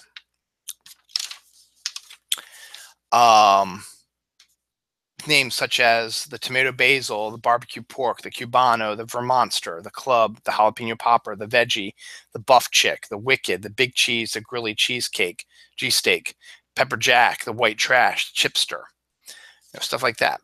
So we're looking up there. Dawn decided to go for the tomato basil, which was mozzarella tomatoes, nut-free basil pesto, balsamic glaze on a baguette. It was good. I was looking at the big cheese, which is American cheddar, Swiss, ricotta, feta, Parmesan mozzarella on sourdough. But I thought that it would screw up my stomach a little bit. Then I also looked at the white trash. The white trash is mac and cheese, cheddar cheese, barbecue pulled pork on thick cut sourdough. I was like, that'd be kind of cool. But then I was like, maybe not. So then I end up with the chipster, which is cheddar cheese, bacon, barbecue potato chips on thick cut sourdough. So that's what I end up doing. But you can get barbecue pork on your grilled cheese. You could get maple glazed bacon and caramelized onions. You could get a veggie one. They had the pepper jack cheese, homemade tomato jam, and avocado, which might have been pretty good too. The club, American cheese, ham, bacon, roasted turkey, honey mustard on white bread. So we had all that. They also had the s'mores, which was Nutella, graham crackers, marshmallow fluff on raisin bread. And then you could get soup. They had some soups. They had salads. They had kale Caesar salad and Greek God salad with kale in it as well. Kale's a big thing, I guess. It was a really good place. So we got to eat outside. It was a nice little restaurant. The guy who was our cashier was really nice and really kind and really, excited to see us there and talk to them. And they were quick, they were fast, and it was delicious. So we just kept walking. We walked across the river. We walked around some of the historical district. We saw the first ever Baptist church ever. We saw, the Rhode Island School of Design is down there as well. And the fact that, and then we walked up to, they have the Capitol building, and then we walked up to City Hall. Both are these Gothic, huge buildings that would look at home in Washington, D.C. as well. So we did our walk. We got our walking in. We did a historical tour of the whole area, and it was a beautiful day. And it was just nice. I mean, we were tourists. We did some Pokemon Go. We took pictures of each other. We took pictures of the buildings, and then we headed back home. And then we got showered again, I guess. Did we get showered again? No. Excuse me. We just got changed and got ready for the wedding, and then we had to be downstairs at a certain point to get onto the bus for the transport. And we saw, you know, my sister and brother-in-law and my nephews and some other people I didn't expect to see there. My uncle Frank, no, Uncle Frank, my uncle Philip was there. My cousins Liz and Greg and Kelly were there. Kelly was there with her husband, Richard.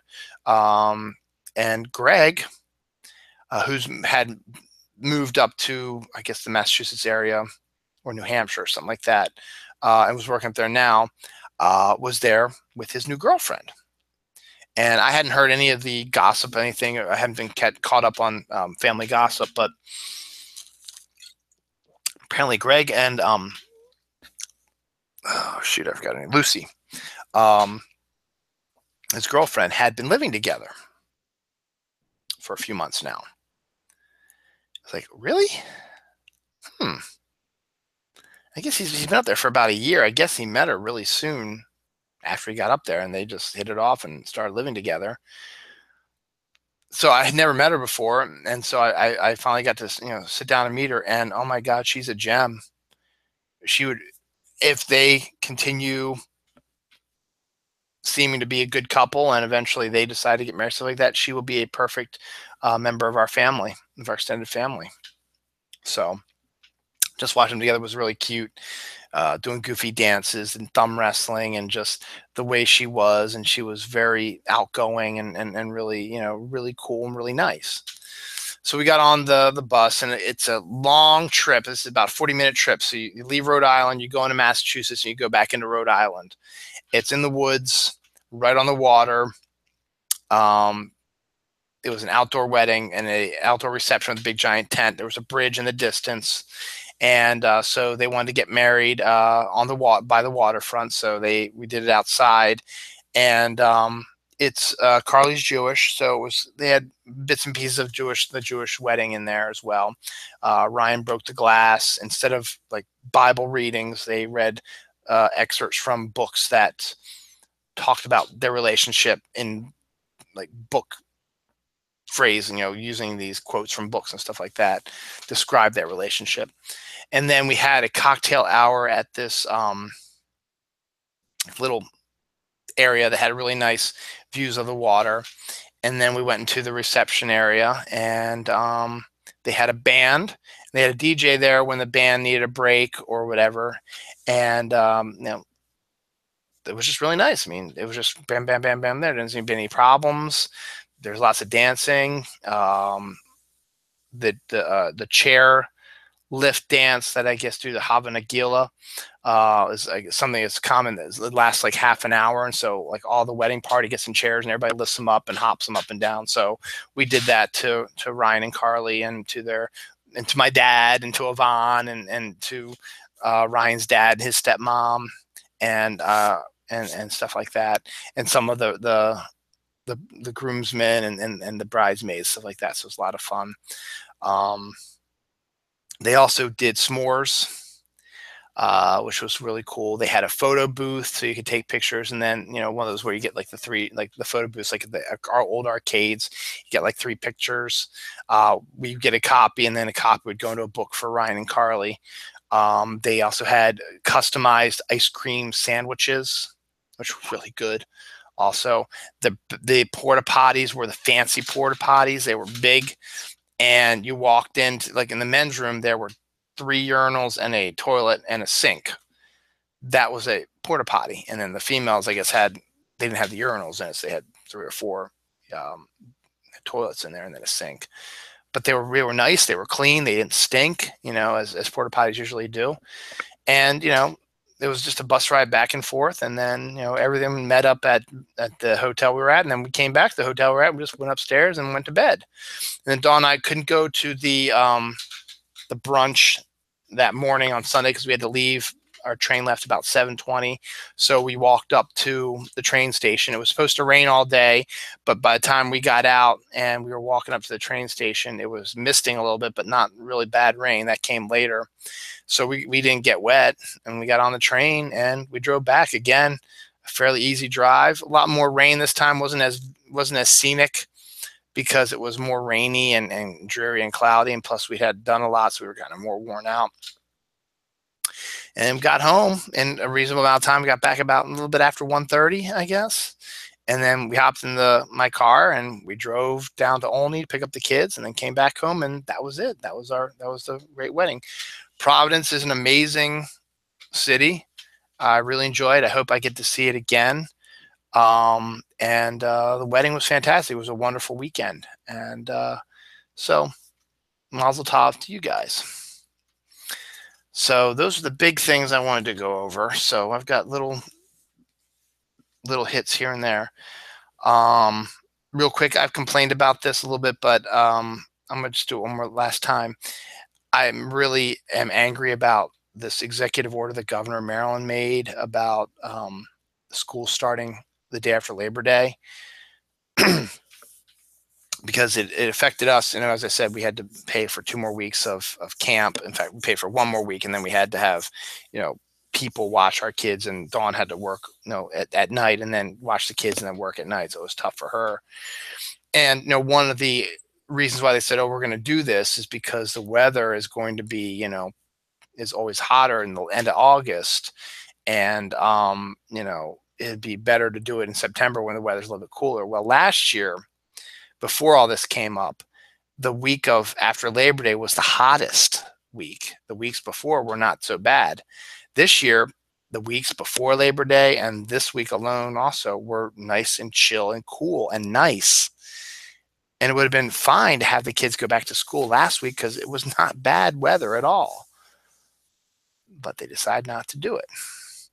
And you have to have a designated amount of days. So they said school cannot end anytime after June 15th or something like that. So how they do that? Well, they cut a bunch of professional study days, which I think I'm okay with, because right now in this semester, they have like 3 days.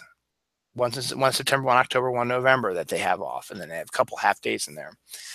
But the problem is now they don't have a spring break. Usually they'd have a week off to recharge their batteries.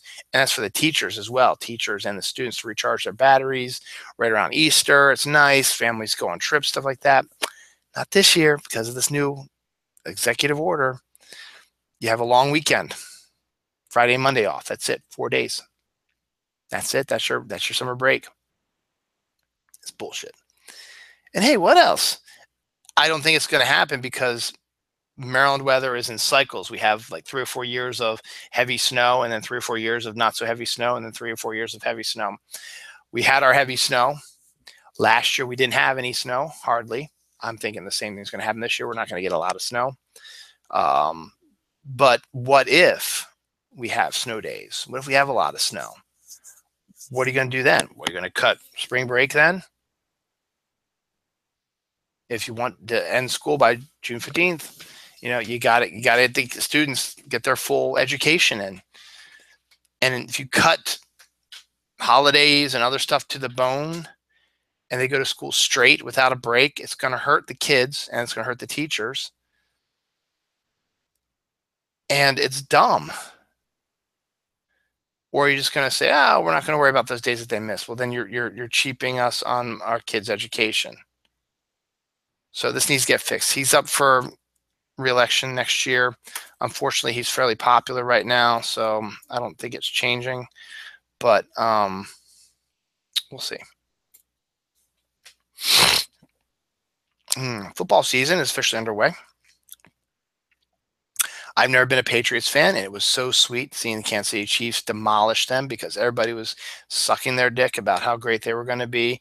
Oh, I think the Patriots are going to go 19-0 this year. They've got the team. They've got the talent. Not this year. Even if they go 15-1, even if they win every game and win the Super Bowl, they still have 1 loss. They're not perfect. And now all you need is a Miami. Well, Miami's game has been canceled. I'm sorry. All you need is a Buffalo I think Buffalo's playing the Jets. So one of those teams is going to win, and the Patriots are going to be a game behind that team. So, unfortunately, yeah, due to the hurricanes, which I'll talk about in a few minutes, the Miami Tampa Bay game has been postponed till week 11, which really sucks for them because this is their bye week. Then they have to play 16 straight football games now. I don't think it's fair. The Ravens had to do it a couple years ago when Houston got hit with a hurricane, and it was week 2, so we played one game, and then we had our bye week 2, and then we had to play 15 games straight. It was tough. But football season's here. My Ravens start their season against the Bengals in Cincinnati tomorrow. The Redskins are at home against the Eagles. So those are our teams here. Football is usually the first sign that fall is officially here. So it'll be fun. I'll be watching the game tomorrow. Should be a lot of fun. But the one thing that's bothering me right now is Baltimore sports fans and sports personalities are just crazy. Joe Flacco's had a back problem all preseason and hasn't played a snap in any preseason games. And everybody's freaking out like it's going to be the end of the world. Oh, if they get a bad start, it's going to be Joe Flacco's fault, or they held in the blah, blah, blah. I was like, you got to give him more credit. The reason why he's been doing this for 10 years now, he knows how to get ready. He's been working. He's getting himself prepped. He might not be exactly on sync with everybody, but I so want Joe Flacco, to come out and have an amazing game just to put these people to shut the hell up, because it's annoying the hell out of me. So hopefully that'll work out good. Fall's coming, my favorite season. I've been seeing some of the leaves changing already. The cool temperatures these last few days have been amazing. I've got candy corn upstairs. I want some apple cider. I want to start, doing more, fall stuff, getting outside and doing more things. I know fall officially starts on the 23rd of September, which is still a couple weeks away, but I am so ready for fall. Is it actually 2 weeks away? Today's the 9th, right? Yeah. So it's exactly 2 weeks away. First day of fall is 14 days away, so good for that. A major milestone is coming up in the life of Dylan Knows. My 4-year anniversary is coming up next week. Let me see. I always forget what my actual anniversary day is. So I'll go to my YouTube page, and I will go to my Dylan Knows folder. Boom. Dylan Knows folder. Where are you? You're up here. And the first episode was done on second.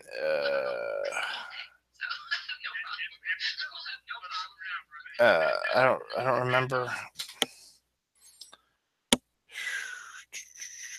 It's like September 15th or something, I think. I don't exactly remember what the date is when it was posted, but I think it's like September 15th, something like that. So it's officially sometime next week will be my 4-year anniversary. So 4 years I've been doing this. That's a really long time. I'm so 207 right now. 208 is that episode, because if you think about it, 52 episodes a year if you do it weekly. 104 is 2 years. 104 and 104 is 208. That's over 4 years. So I'm at 207 right now. So 208 is next week. I don't know what it's going to be yet. I don't know if it's going to be Jerry and I, or if it's going to be just me, whatever. But my 4th year anniversary is coming up next week. So hooray for that. What the frig is that? I hate my handwriting. I hate you so much. Oh, I know what that is. We'll talk about that then. The movie It is smashing box office records as we speak. Came out this weekend. Thursday night preview garnered at $13.5 million. Friday garnered at $51 million. So that's damn good for a Friday. Saturday is going to be the biggest day. So I haven't seen any projections yet. I'll probably see them tomorrow, and they still have Sunday. So the project is, the way the projections work is they'll get what Saturday's totals were, and then they'll project what they think Sundays are going to be. And then depending, I guess, upon ticket sales they already got, or people who bought their tickets already, whatever, by going by that. So then they'll be able to say, okay, it's going to be $125 million is what it's going to make this weekend. And then when the Sunday totals come in, it might be higher or lower. If it's higher or lower, they will adjust it and say, okay, this is the adjusted version. It's 130 million or 115 million, whatever. So, but good for that. I read it a long time ago. It's one of Stephen King's longest books, up there with The Stand. The Stand is still his longest book. But it's a very good story, an interesting story, and they made an excellent TV miniseries back in the early 90s. I'd like to say 93, something like that. And it was an iconic performance by Tim Curry as Pennywise the Clown, but also assembled a number of popular TV show characters at the time. John Ritter was in it. Richard Thomas was in it. Harry Anderson was in it. I forget the woman's name. Was famous too. And then the kids had a young Jonathan Brandis in it. Had a young Seth Green in it as well.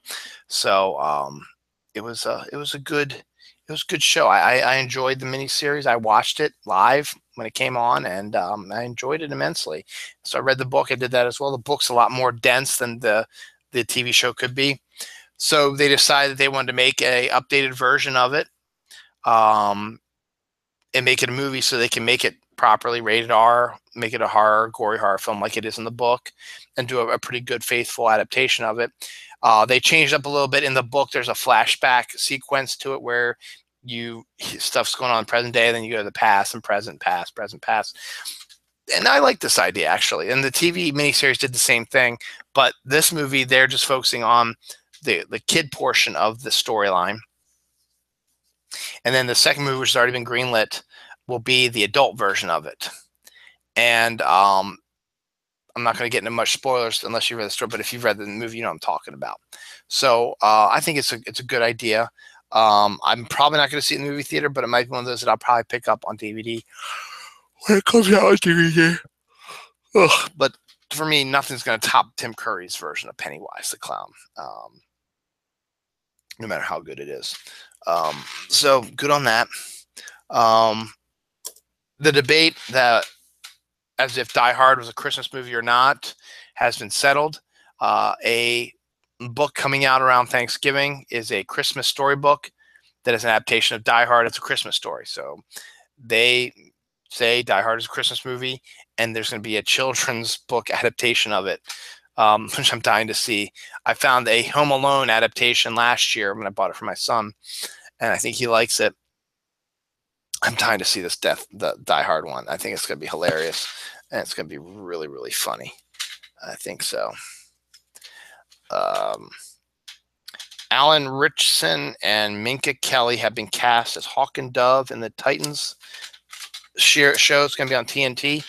The reason I brought that up is because I love Hawk and Dove. Also, they're characters that not a lot of people know about, and the fact that they were members of the Titans. The fact that they're in this show shows me that this series has got a good pedigree behind it because they know their comics.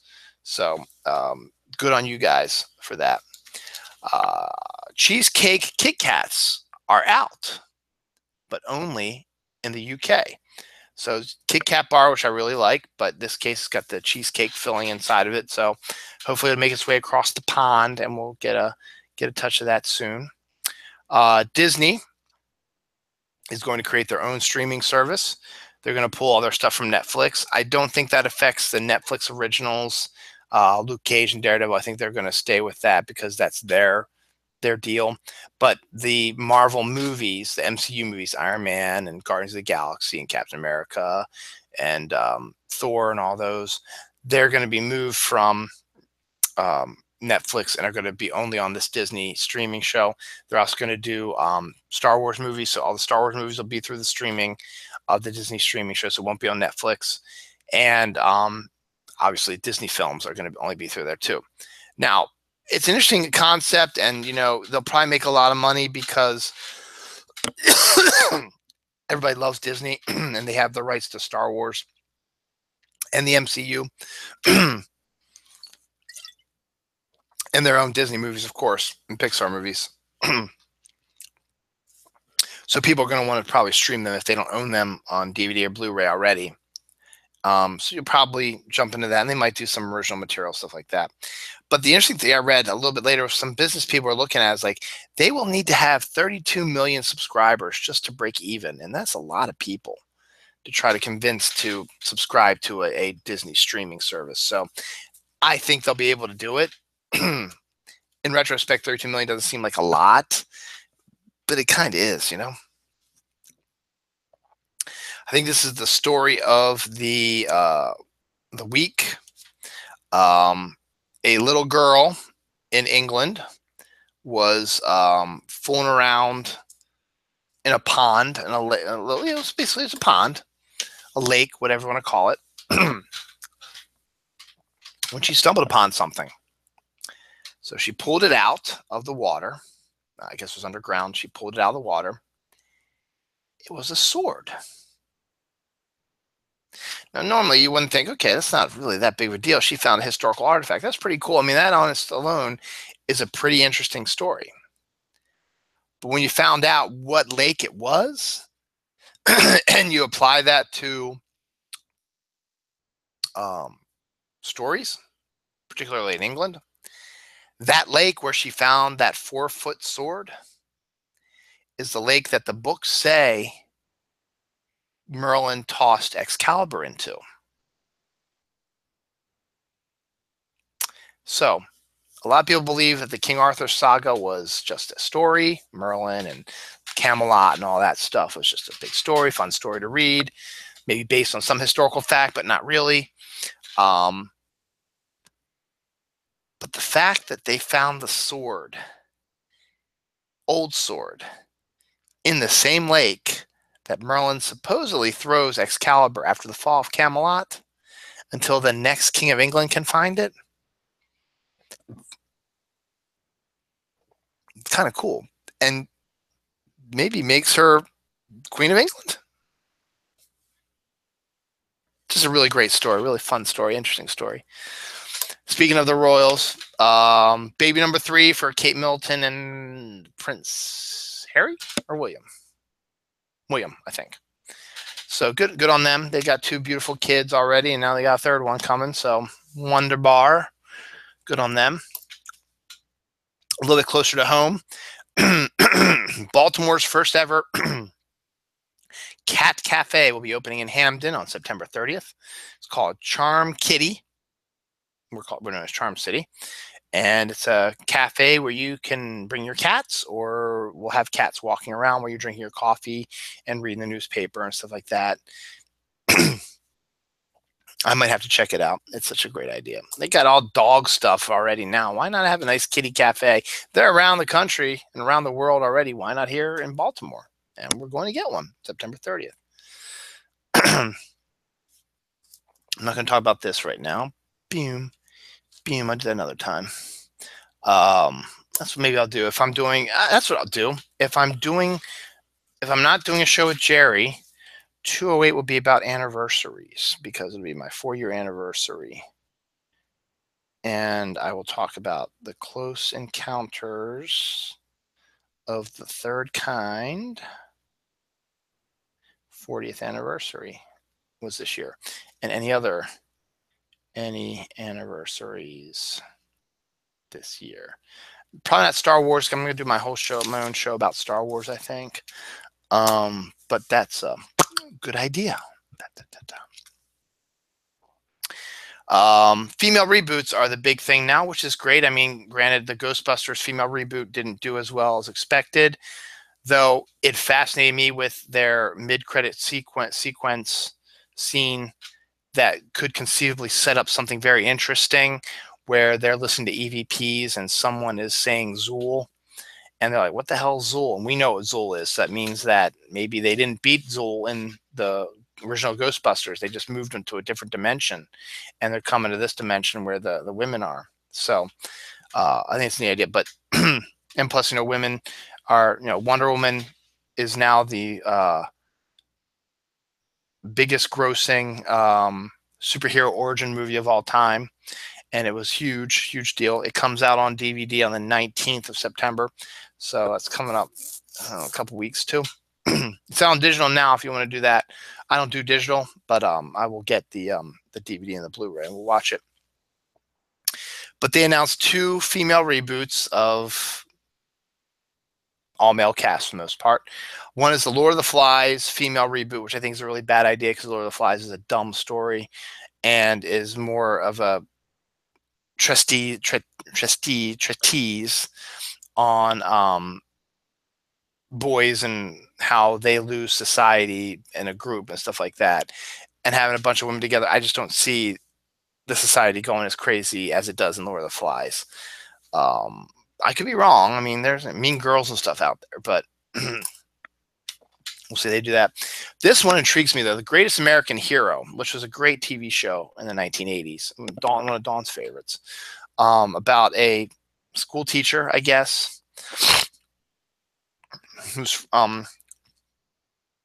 out in the woods one night or something like that, and a UFO lands, and the aliens give him a super suit, a superhero suit, and tell him to use it wisely or whatever, and then they fly away, and he puts it on, but he loses the instruction manual on how to control it.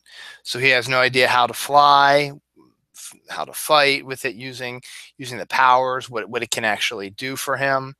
He doesn't, so he's got to feel it out for himself. And then there's like an FBI agent who decides to help him out, played by Robert Culp, to help him out, figure out how to do things. And then his girlfriend is involved with that as well.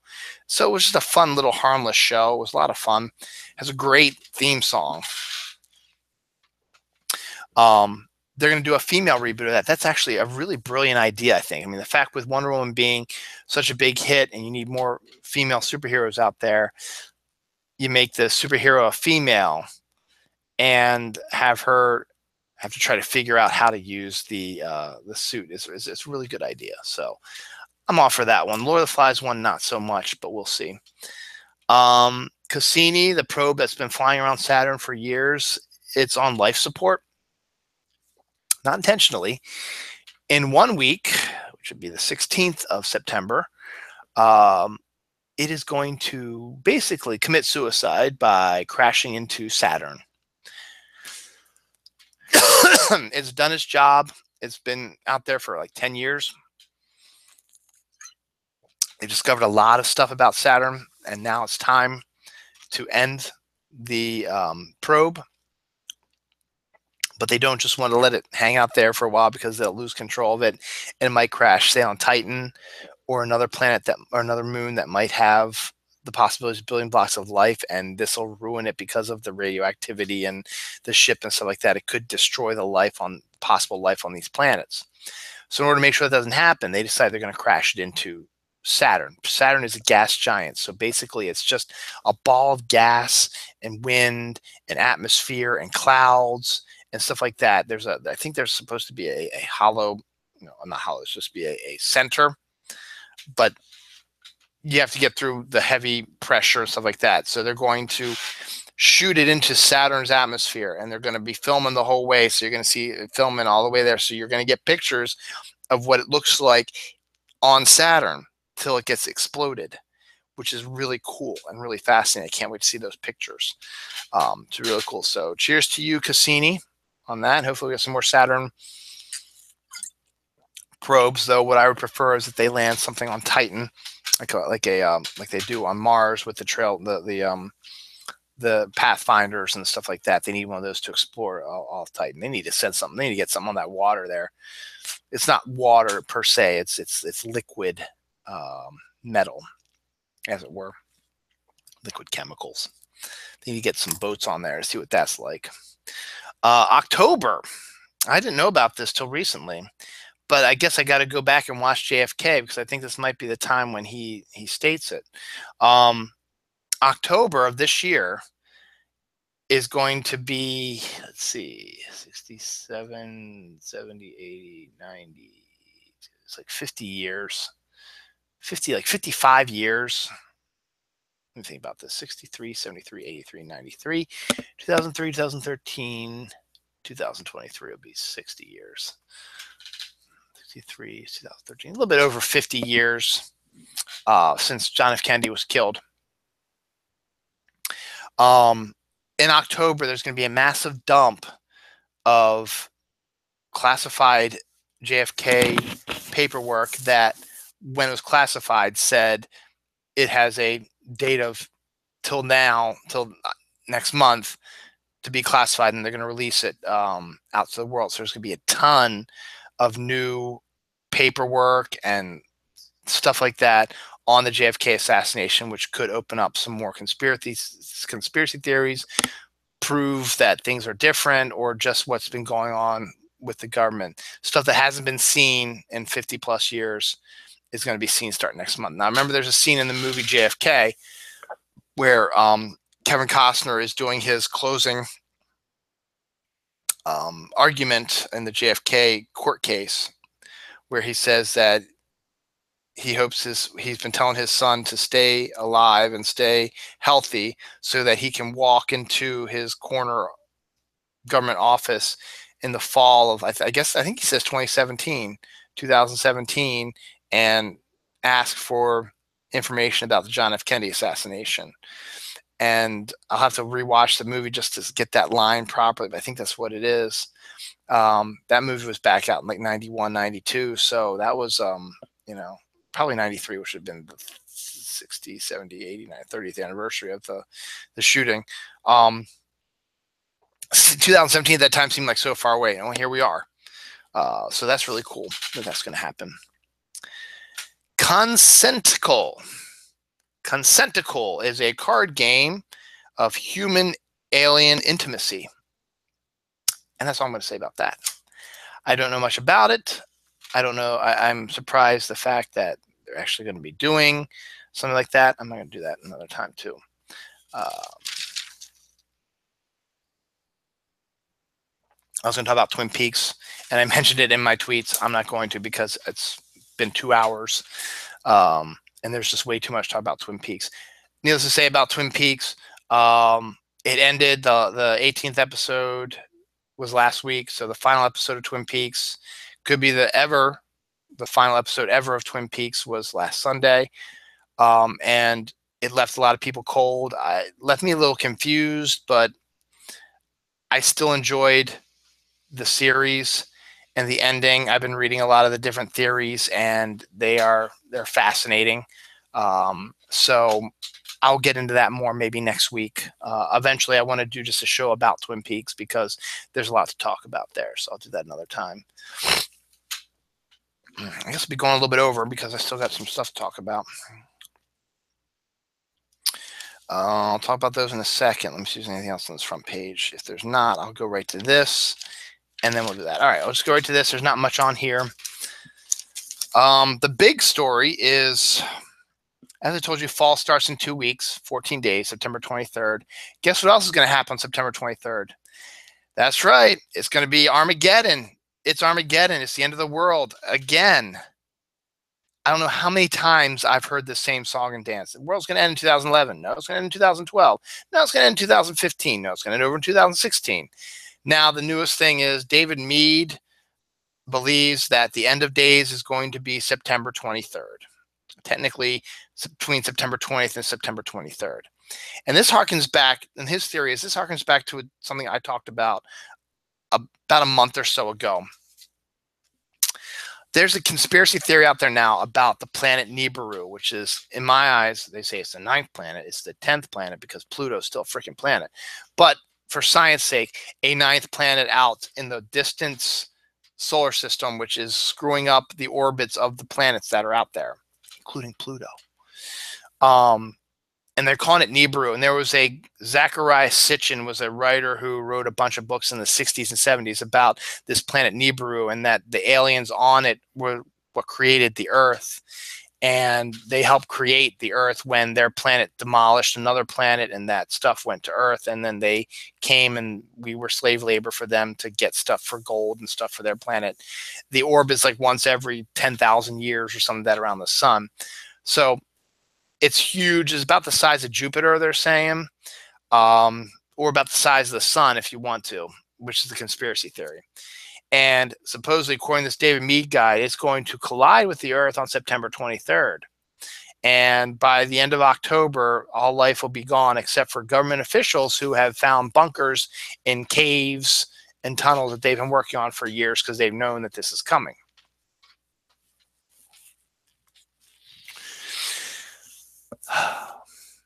First and foremost, the world may end on September 23rd. But it's not going to be by a mysterious giant 9th, 10th planet. It may be by a nuclear explosion from North Korea.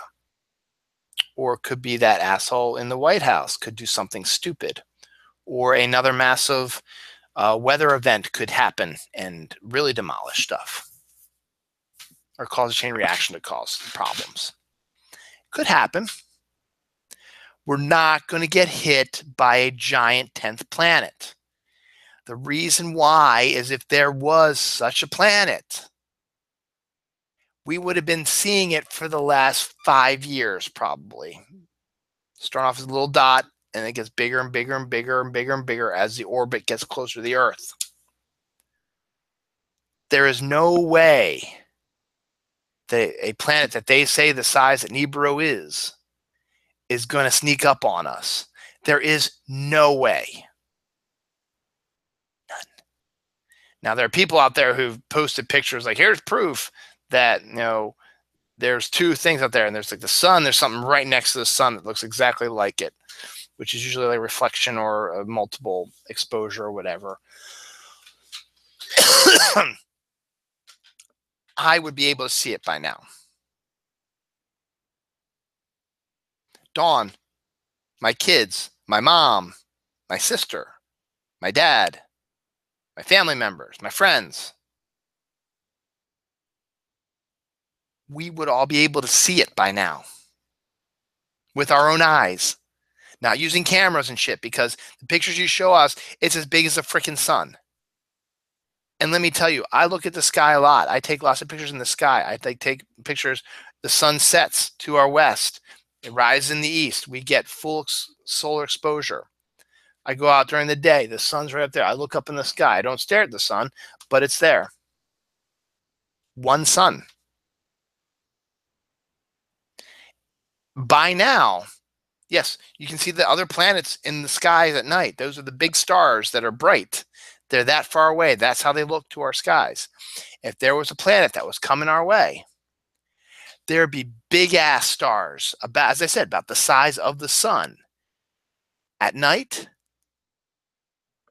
or, during the day. I say, well, it could be at 3 a.m. or 4 a.m. when you're asleep. Yes. But if you want to think about it, we are rotating. We are orbiting the sun. And Venus, which might be in the sky now at night, next month or in 2 months, is going to be, guess what? In the morning. Well, no, maybe the sun's glare is blocking out so you can't see it. No, if it's as big as you say it is, if it's as big as Jupiter or if it's as big as the sun, and it's going to hit us in 2 weeks, that sucker would be in the sky and you'd be freaking out. Not going to happen that way. It could happen in the other way. As I said, it could happen with a nuclear explosion, could happen the other way because this world is just unpredictable right now. But a big giant planet hitting us? No way. Sorry, David Meal, you're wrong this time. There's a spy camera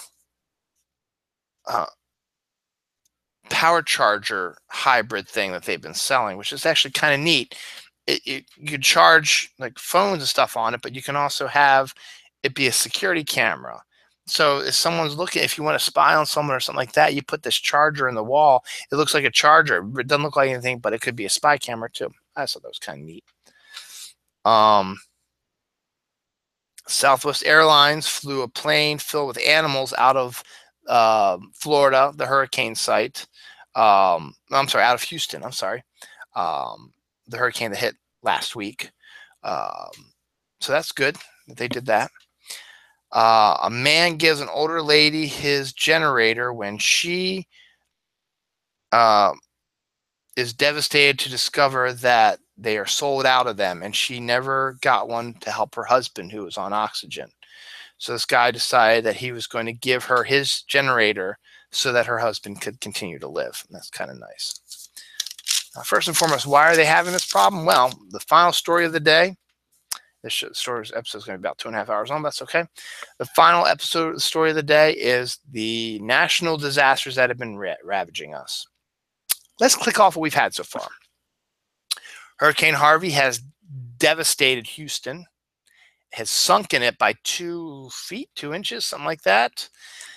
Massive damage, lots of water, a storm that powered and repowered and hit back again and forth. It was crazy. We got some of that rain from Harvey Tuesday, Wednesday, somewhere around there. So we had that. We've got Hurricane Irma, which is presently poised to hit Florida tomorrow morning early and basically go up the entire state and hit basically every city in Florida before it enters into the United States, and then it'll eventually hit us with just a bunch of rain. So the Keys are getting hit right now. The Caribbean islands got hit hard, so our thoughts and prayers are with the people out in the Caribbean islands. Cuba got hit hard today too, so that's coming up. Right behind that one, we got Jose, which is strengthening as we speak and heading in the same general direction. Could it change? Absolutely could change, but we've got another giant storm a few days after this one. So that could be problematic. Houston had a hurricane hit in the Gulf. Guess what? There's another one over there. Katia, I think, is getting ready to build up and is going to hit land soon too, like Louisiana and Texas and all that stuff. So we got that going on. So right now you're like, God, it sucks to be in America. Well, you know what sucks to be? In Mexico. They had an 8.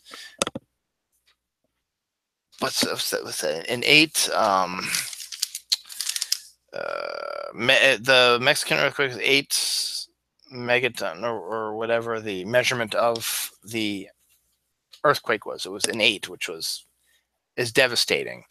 Caused bizarre lights in the sky, killed a bunch of people, did a bunch of really bad damage. There were 2 giant solar flares, which are hitting Earth probably maybe soon. I mean, my internet's fine right now. It's supposed to disrupt the internet, but it's also supposed to bring massive northern lights to parts of the northern United States that normally doesn't see it. As far south as like Pennsylvania. I don't think Maryland can see any of it, but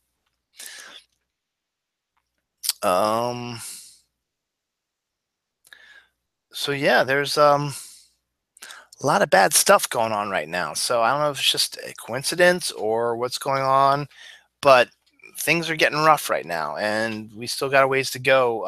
Hurricane season isn't over till November, so there could be some more stuff coming down the pipe, and who knows what Jose is going to do. Jose might go up the coast and hit us instead of Florida. You don't know. We won't know for a while, but it's strong. It's a strong one. All right, so there's that. And finally, we're going to do the Check Eye Day. For those who've watched the show before, know there's a website called checkeyday.com.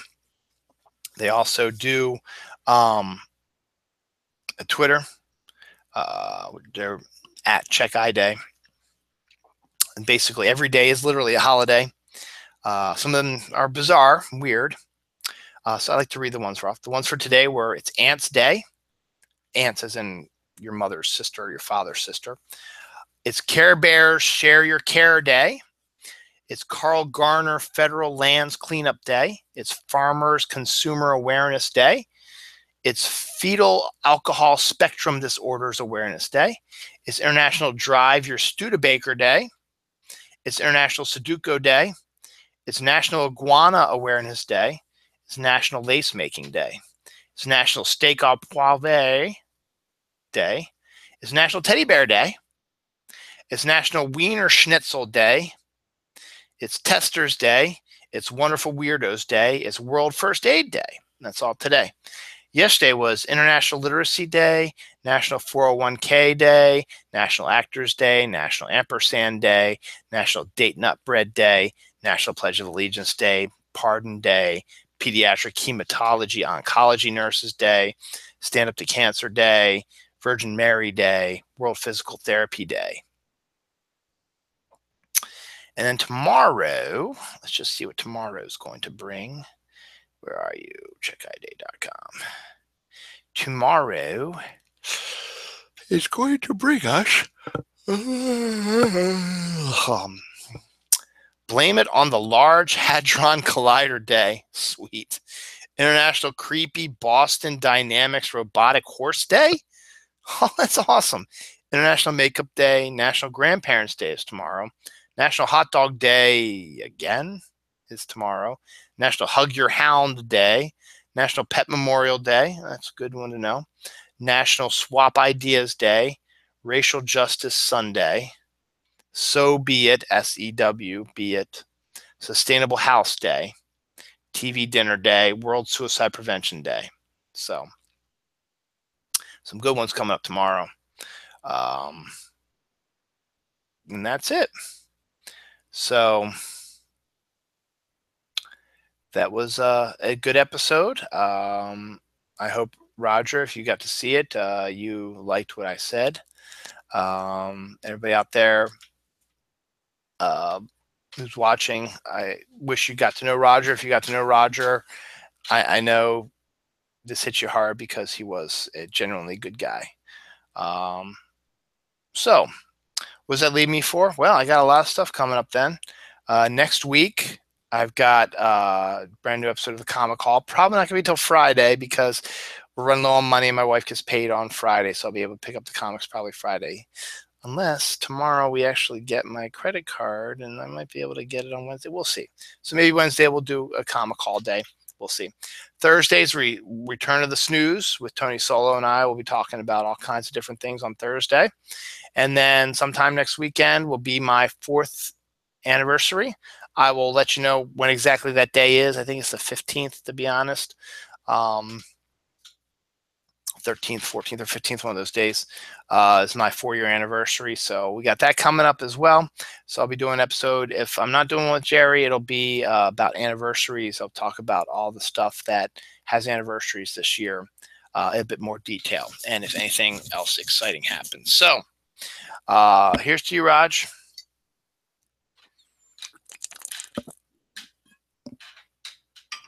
Wow, I finished a beer.